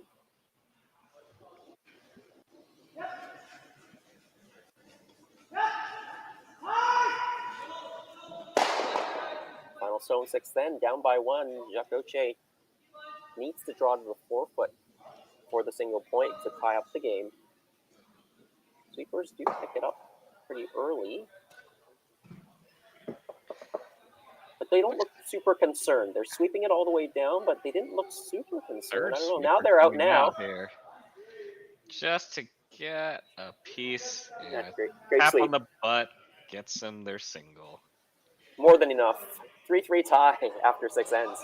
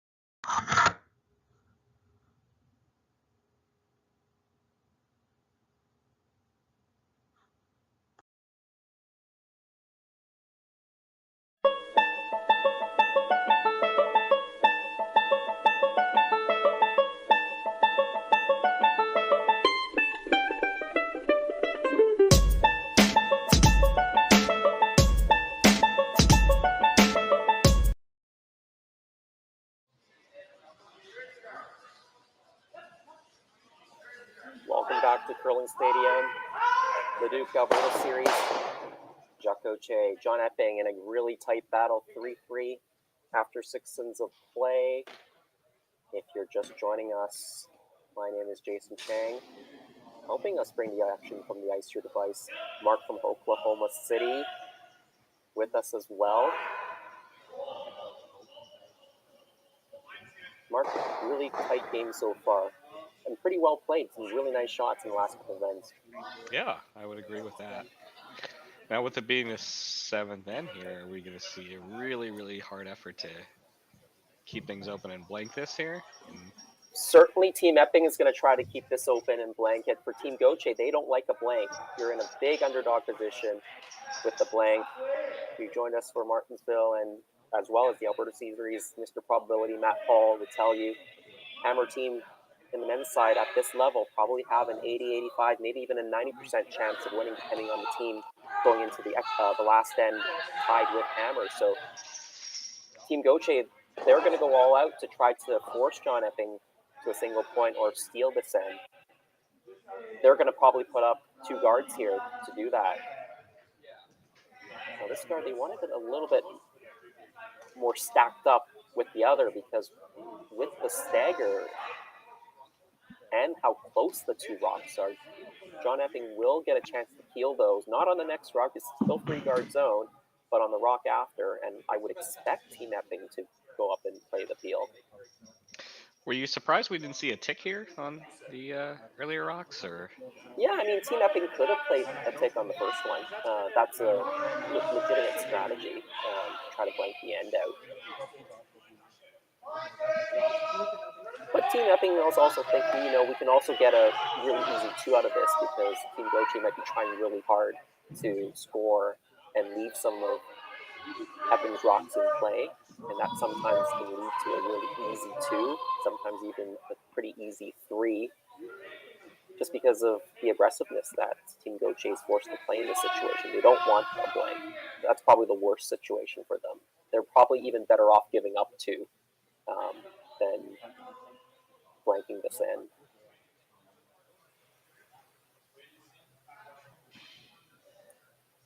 There's 24 teams here in Leduc. It's a big tournament. It's a triple knockout format, right, Mark? And taking 8 teams into the quarterfinals. And the great thing about Curling Stadium is you can watch every single sheet, every single game of every single draw, and you can put multiple streams up on your computer, your TV screen. You can have 3 phones open if you've got 3 of them. Yeah, no, this has been great. I remember when I, first got into curling a few years ago, it was a challenge just to find, streaming online, and it was just usually reserved for major championships, and so being able to, wake up on a Saturday and having watched multiple games and being able to switch back and forth, if one game ends early, it's been great as a curling fan. Of course, there's a lot of other games being streamed right now. And there is one final. I saw Yannick Schwaller, who won in Martinsville last week, having a quick victory over Carsten Sturmey from Alberta. Carsten Sturmey, another one of those young teams. Difficult for him to break out of Alberta over the years with Kevin Kelly and Brendan Botcher. Still have to face those teams, but they're definitely on the up and rise in Alberta. A really good young team. Yannick Schwaller, of course, now taking over that skip position that Peter de Cruz vacated. Benoit Schwartz still throwing that last stone. They played excellent last week in Martinsville. They seem to be in top form. I find the Europeans are often in top form because I think the European season starts just a little bit earlier than North American season. Yeah, the Schwaller team looked good. I was watching them in one of the earlier draws here, and man, they were on it. And the other team in the Martinsville final, also on the ice, Riku Yanagisawa, playing against one of those young teams that we talked about in Canada. Tanner Corgan, Yanagisawa up 3-2. I was really impressed with Riku's calmness throwing the last stones last week. He was clutch in many circumstances. Marco Husley's here from Switzerland as well, playing against Aaron. One lead from Marco. Marco, also a young team out of Switzerland now. Switzerland develops all these great teams, women's and men's side. I think Marco won a World Junior medal not too long ago.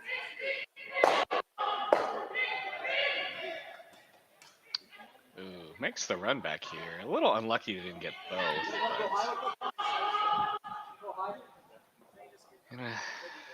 Perhaps a bit unlucky with where the shooter ended up here. So still some A lot of work to be done in this end. Yeah, if Team Epping wants to blank, there's a lot of work. So for Team Gauthier, they just have to try to keep one of their rocks buried or have two in the house that can't be doubled off. And they've got one buried right now, mostly buried. I think no matter where they put the next stone, there probably won't be a double, but I think they'd like to probably roll a little bit behind. I guess you'd have to play the run double if they get the roll behind. Yeah, which they might try. Oh, I was gonna say, I think that would be the question here, right? If you're making the shot, like, do you want to roll buried or do you want to roll like way open and definitely leave no doubles? Yeah, you can definitely roll wide, and then the question is what John might do. He might decide, okay, I got to switch gears and try to just get my two this way because the blank doesn't look great, or he can still peel the guard. If you roll wide, kind of to the left-hand side of the rings, as you see it from the screen, John might peel the yellow guard into the one that you rolled. And then he opens up the center that way and gets rid of your own your rocks. So even the roll wide isn't a perfect scenario. And that's probably why Gauthier actually didn't play the hit and just try to freeze on that rock, because then it'd be much harder for Team Epping to remove the red stone, right? Yeah. They kind of have almost two rocks, red stones buried. One is actually buried behind the corner, and then the other one is buried because it's frozen, right? It's hard to remove. Certainly no run double if you do that, or very, very, very difficult. So that was a very smart play. Again, they're playing very aggressive to try to get the force here. If it was an earlier end, they definitely would have played the hit and roll. No question. Now we will see John kind of freeze on the corner there and try to lock one in there. Yeah, I think so. Now John's thinking about, okay, how do I get two out of this situation? Or maybe even three. There's definitely a chance for three. You lock on a corner. Now that yellow can't go anywhere. Now what does Jacques do?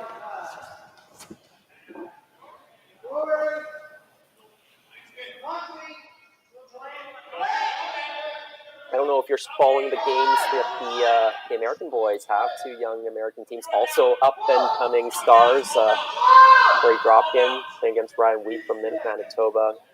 Ryan Weeb's up 7-6, I think, playing the 7th bend.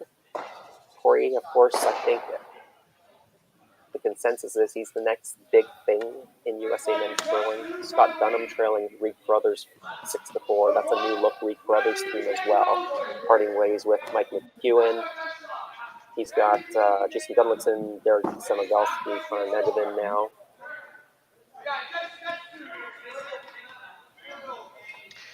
Yeah, we've got some. It's nice to see some of these American teams out playing at these events. Normally that's, I think when I first started getting into curling, it's just generally reserved for the top teams. What it seems like we're sending, and when I say top teams, usually just one team.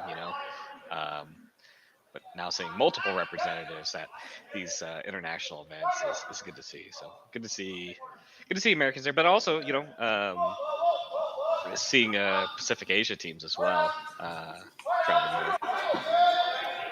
Yeah, absolutely. That was an okay freeze from John Epping, but the next shot from Team Gauthier is not what they were looking for, and even worse is they rolled the guard to cover the Epping stones, I think. Well, they crashed on the guard. That's not what they were looking for. They were looking to come into the rings. And now John is definitely thinking, how do I get three out of this situation? He's got shot stone. He's got third shot stone. He sees what the danger is that red run-in. Won't make the double if Team Gauthier plays the red run-in, but you'll get one off, and then Gauthier will be shot stone. So this hidden roll is actually a very good call. You might even pick off that other red stone. You might even get the double. I don't know if you'll get the perfect roll if you make the double, but it's close. Yeah. Or even just to move it away from the forefoot. Maybe. Yeah, if you can move it away and just roll behind the corner, now you've got three rocks buried. You're almost, asking Jacques, here, go up and try to run that guard in. It'll be a tough situation if they get either the roll or that double. Hard on the sweep here to get it by. Sure they're well by. Now they try to get the roll. Get it across. Got a little roll. Okay. That's enough. They're not guarding the red stone. I mean, it's only a You can piece see guarding most the of red the stone. red. Yeah, so you can definitely hit the red out. This is a very scary situation all of a sudden for Team Gauthier.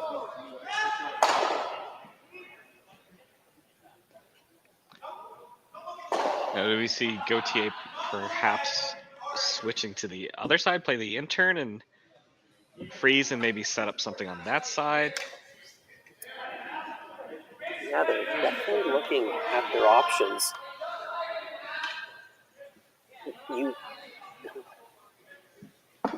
It's a very tough situation here.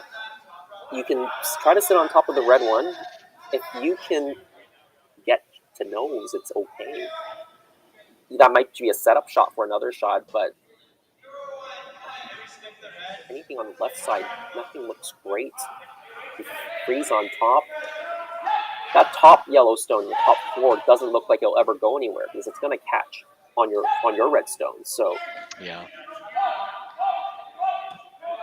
and right now, that redstone's not helping you. That's why they're thinking about, can you tap the redstone back a little bit, sit in a slightly better spot, a little bit higher in the ring, so that maybe you can use it as a setup shot. Is it too late to rip the guard here, or try some sort of run? You can play the run, but there's not a lot of good outcomes with the Yeah. run, right? Because if you run it onto the top 12 rock, you risk running it into the red one. It's not a good angle to run run red, yellow, yellow, yellow. The angle's not great to get more than one out. You'll be lucky to get 2 out. Getting 1 out, yes, possible, but you can also straight jam it onto the red in the house and not get anything out of the shot. So it looks like they're just trying to come down and maybe tap it a little bit to get to the inside. Yeah, I think if they can tap it a little bit, try to get the red stone that's in the house right now, maybe to the back 4, but sitting second shot. Right now, their third shot, right? If they can push it a little bit more into the 4-foot, almost straight back. If they can get even a hair inside, I think that might be even better. But just try to move it a couple inches, sit second shot, and then you leave your shooter maybe in a better spot to tap up a little bit later.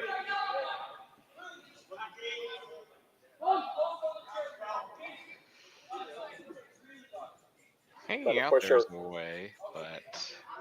Yeah, but when I say a little bit later, you don't have that many rocks left, right? So it's like 1 rock left. So it's really hanging out there. And if he doesn't touch it at all, this is big trouble because... Oh, no.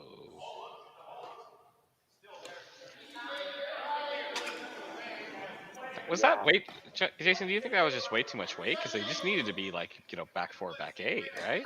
Yeah, that's what it looks like, Mark. I think you're absolutely right because they were looking for kind of back 4, back 8. Probably the best call would have been play kind of T-line weight and just let your sweepers, sweep it to the back 4 weight, right?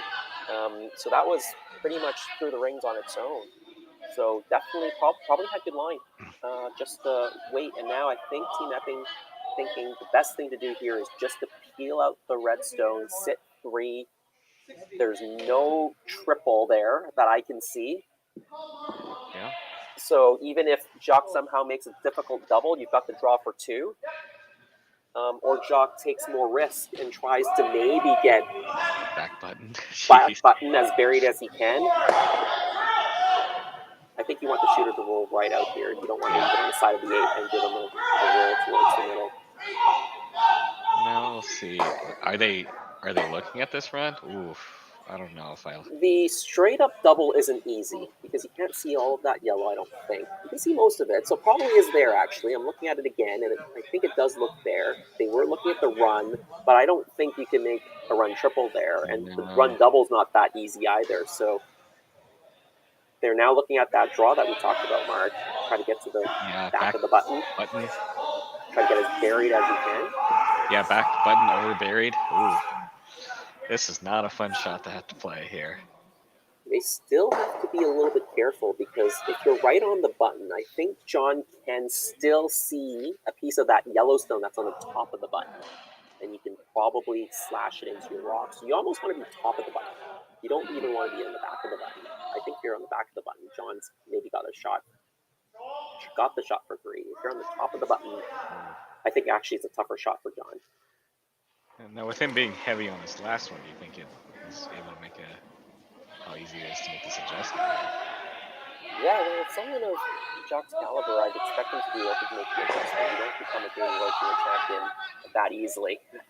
the Canadian junior level and the world junior level is very, very high these days.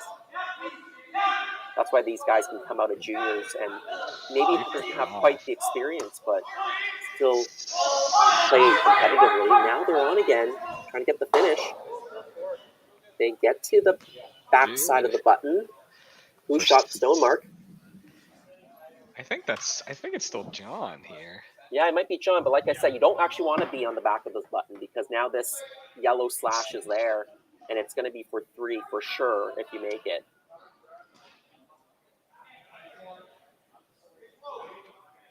I think it is yellow. I think you're right. That close-up. Thanks very much, Curling Stadium crew. And this would be, and Jason, you think this is the easier shot instead of just following Gauthier down and just tapping that?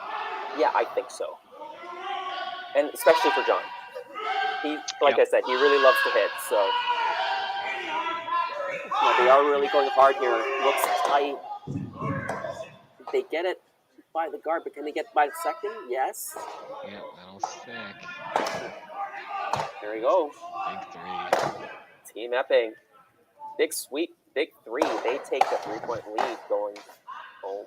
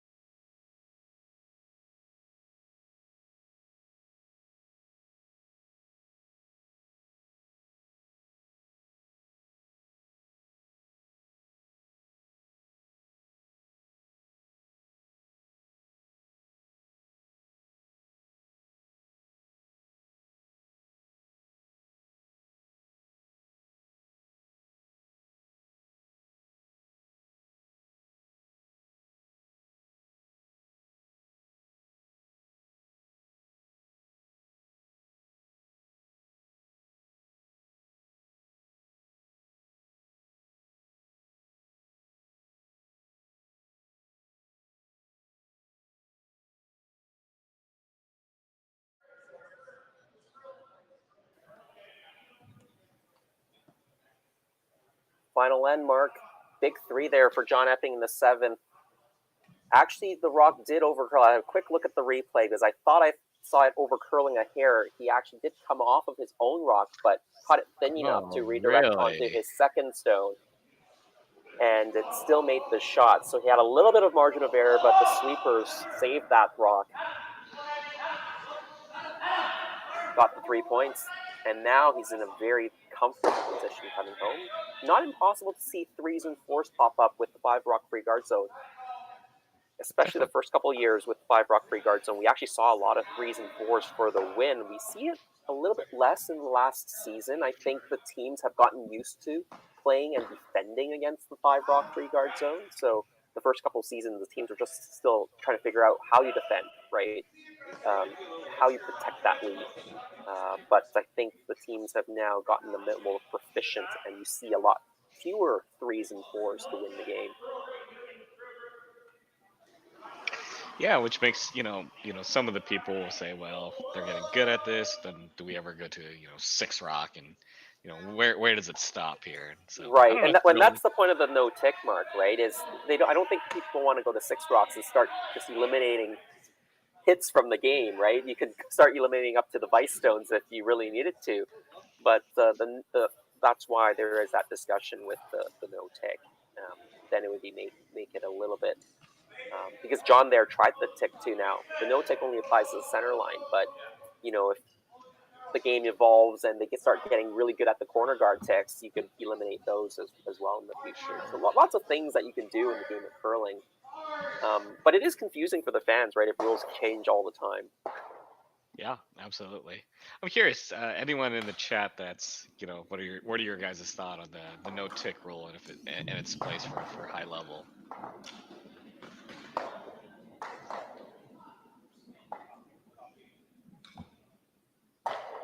So I see that they set up a second corner guard on the same side. Now, if you're really having to push for a 3 instead, do you think it's better to have those double corners or corners on the other side? Yeah, that's a good question. The double corners is a very common play these days. If you can stack them up vertically, this one has a little bit of a stagger, so that is something that John likes to see. He might be able to play a double peel at some point. One of the purposes of playing the guards on the same side is if you do stack them up vertically with some good separation, there isn't a double peel and a rollout. You can make a double peel, but you're never rolling out. If you go opposite sides, you got to be really sure that the level of the two stones are quite even to prevent the double. So that's really the trick. The benefit of same side guards is you always have a draw path to the middle. Now, when you're trying to score 3 to tie the game, maybe that draw path to the middle isn't as important. You really need to bury the rocks, right? You're not getting 3 if you're not getting anything buried. So the double side, if you're trying to go for 2, I really do like the same side guards because you get 1 buried there, and then you always leave a draw path open to the middle for your second point, right? If you put the guards on opposite sides, you're basically cutting off a draw path.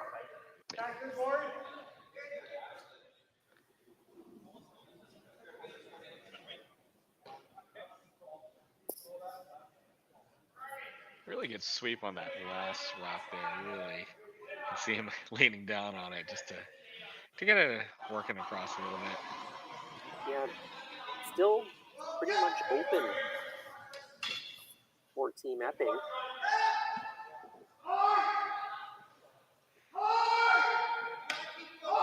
Jackson, I believe. Yes, it is.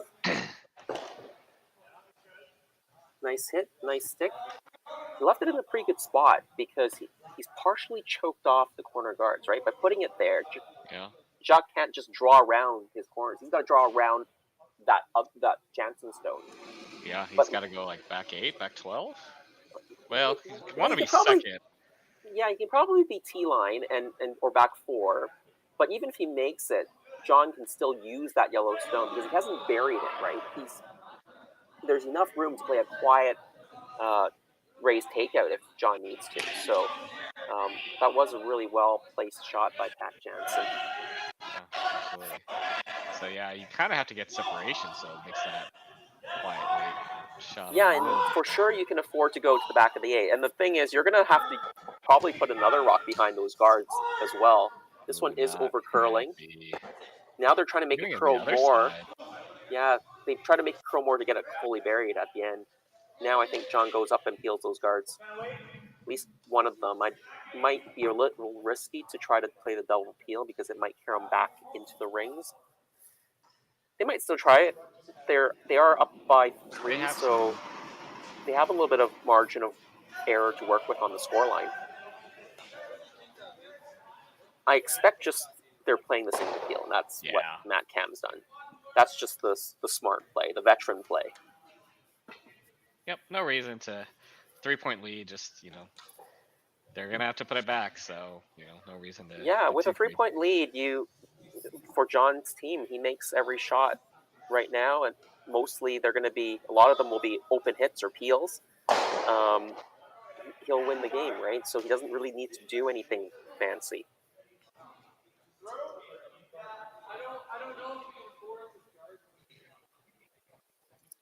And I think, that red shot stone is still behind the guard, but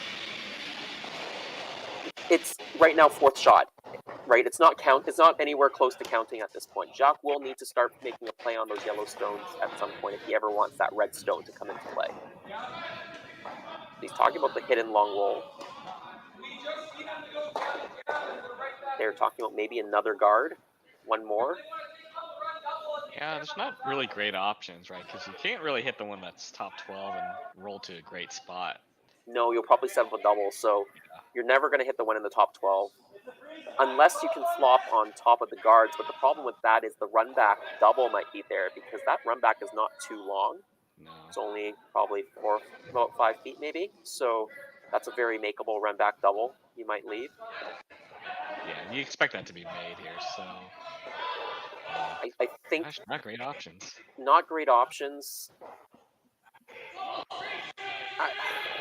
You're getting down to the wire. I almost feel like you need to make a play on one of the yellow rocks because you've got to move all 3 of them to make that redstone score. Unless you think you can score 3 of your next 4, which is possible too. There's still places to hide. You can still try to freeze, but freezes are tough to make perfect. When you've got such a good hitting team like Team Epping who can throw it pretty hard, unless you lock it on perfect, they can still pick it out. So you can also do just a straight draw to the back 8, which is maybe what they're doing here.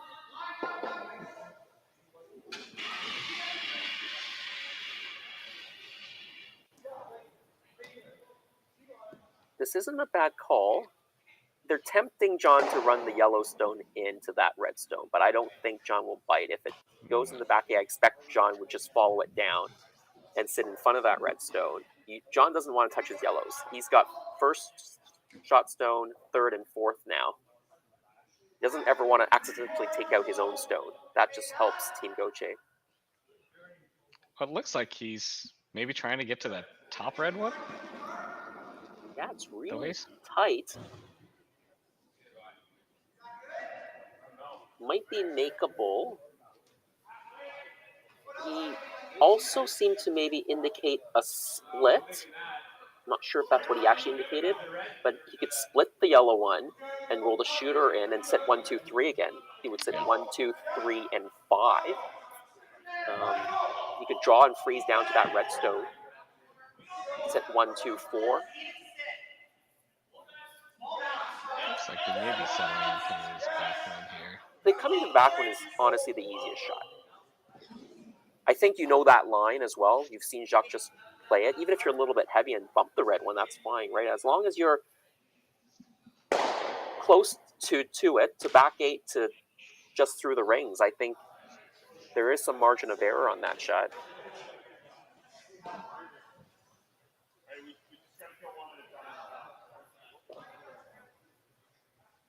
We are heading down to the second of the 3rd stones here in the last end. If you're just joining us, 6-3 lead for Team Epping. They just cracked open a big 3 in the 7th end.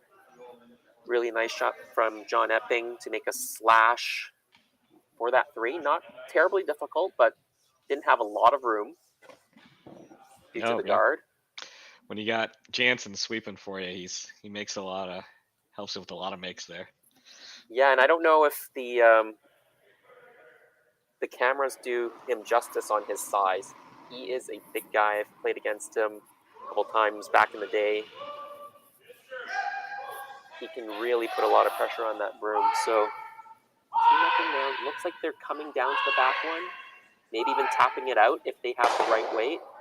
A lot of room here. It's going to have to work, but it's coming Well, that Jansen's working. That Jansen. Yeah. Never a doubt. Yeah, I think he pushes it far enough back. So now again, Epping sitting 1, 2, and 3. The good news, I guess, for Team Gauthier is they are sitting 4 and 5. They got a couple rocks in there. There is a potential double on the yellows, but it probably jams. But I think you do have to move one of the yellows now. I think it's very hard for them to count 3 using their last 3 stones. I think they probably need to make one of the reds count. Yeah. If not both. If you're going to count one, you're probably going to count both, right? Because they're pretty much the same distance from the middle. Playing the double off the back ones, just the easier ones, I guess, for now, and sort it out later. Yeah, you can play the double off the back and sit second shot, right? John will probably have to deal with it because you're second. Sweepers hard for line here. maybe that's what they were trying, though. The What was hidden it roll. Maybe it might have been the hidden roll. They were okay. sweeping the straight side, I think, there at the end. So I don't know. The broom looked like they were trying to double. That's that's what I would have thought in the back of the house, because you could Yeah, almost hide underneath the shot that they just hit, right? correct. A little bit of an overcurl. There's, I think, already a little bit of air there. If they overcurled it hair, they would have been partially buried behind the yellow, and then John's in a little bit of a pickle situation, right? Do you run your own rock back and risk missing Exactly. everything? So it was a good call from Team Gauthier, just maybe a little bit misexecuted. Yeah, because John just picks us out, and then what do you got left here? Or I mean, John.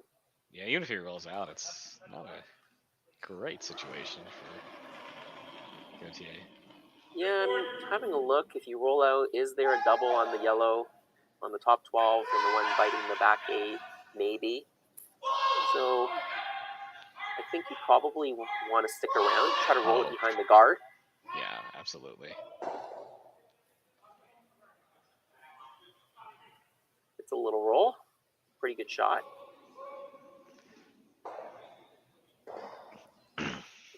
Is the triple there? Might be.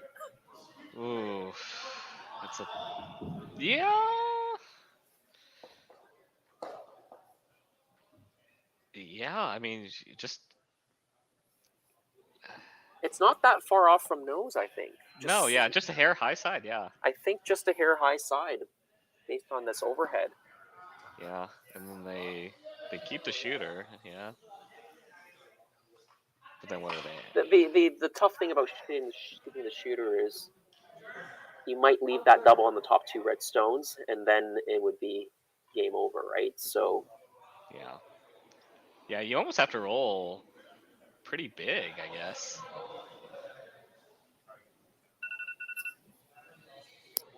Because you imagine John would take a chance at that double, right? Or yeah, why wouldn't you? Yeah, if you leave him the double, he'll play the double.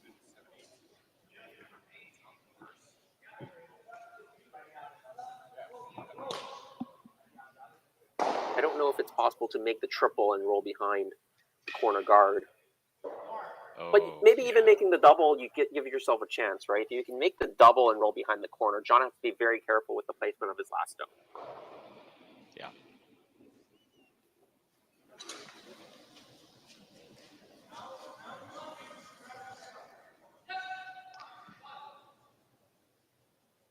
It's gonna be pretty close to high side here.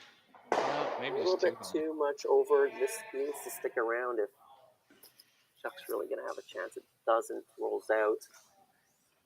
The good news is Jacques' 2 rocks are still covered, actually. Yeah. But John can probably just play a shot into the rings and make sure he doesn't leave a triple, right? Exactly, yeah. Yeah, I mean, it looks like it was coming in, but maybe... And that's a tough shot, of course, but it's one that you may have a chance to just overthrow anyways, because you're ideally trying to move 3, so... We'll see. So what do you see here? Like top 4 or like T-line, just on the opposite side? Yeah, I think that does it. If you're even with the other yellow one, yeah, there's nothing. Yeah. Even if you're deeper than that, there's nothing.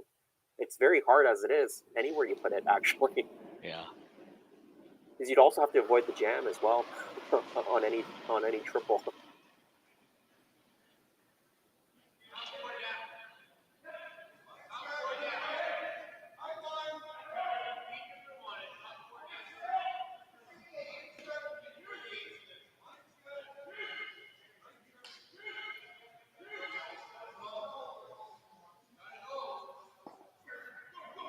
Epping trying to get this to the top of the floor area. It actually comes up quite light. So this actually has a chance here. That's 2 inches light, Mark. Wow. I wouldn't have expected that. I mean, if anything, you can be heavy there, right? Yeah, you can be a little bit heavy. You really just need it to be more in the 12-foot than those 2 red stones. Yeah. And so... that's That wasn't that much. Now, He this doesn't need a isn't the triple here. easiest. Just the No, double, right? just the double. I think you'll avoid the jam because I think you'll just go through that hole if you hit it right. You can't. If you hit it too thin, I guess you could jam it and maybe still leave the yellow out counting the other redstone. But it is definitely there. You have to be very weight controlled here because obviously you don't have much room to roll out either. You can roll a couple of feet and still be closer, but not too much more. Well, I didn't think we were going to see this situation, but No. maybe some bonus curling is in store for this afternoon.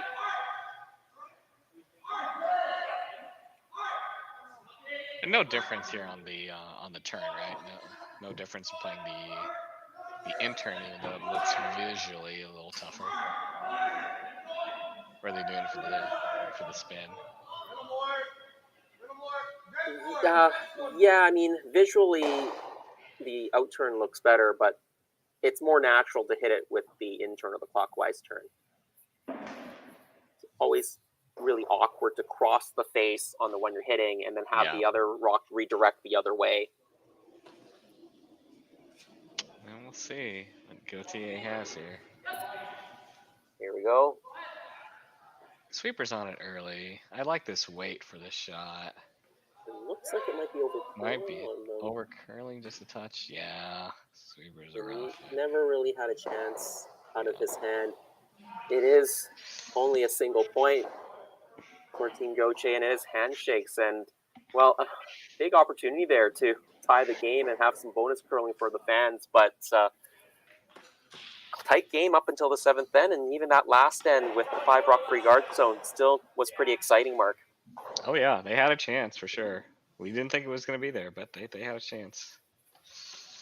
Well, there are still a few games on the Curling Stadium streams. You're going to just go to curlingzone.com, click the other links if you're not already there.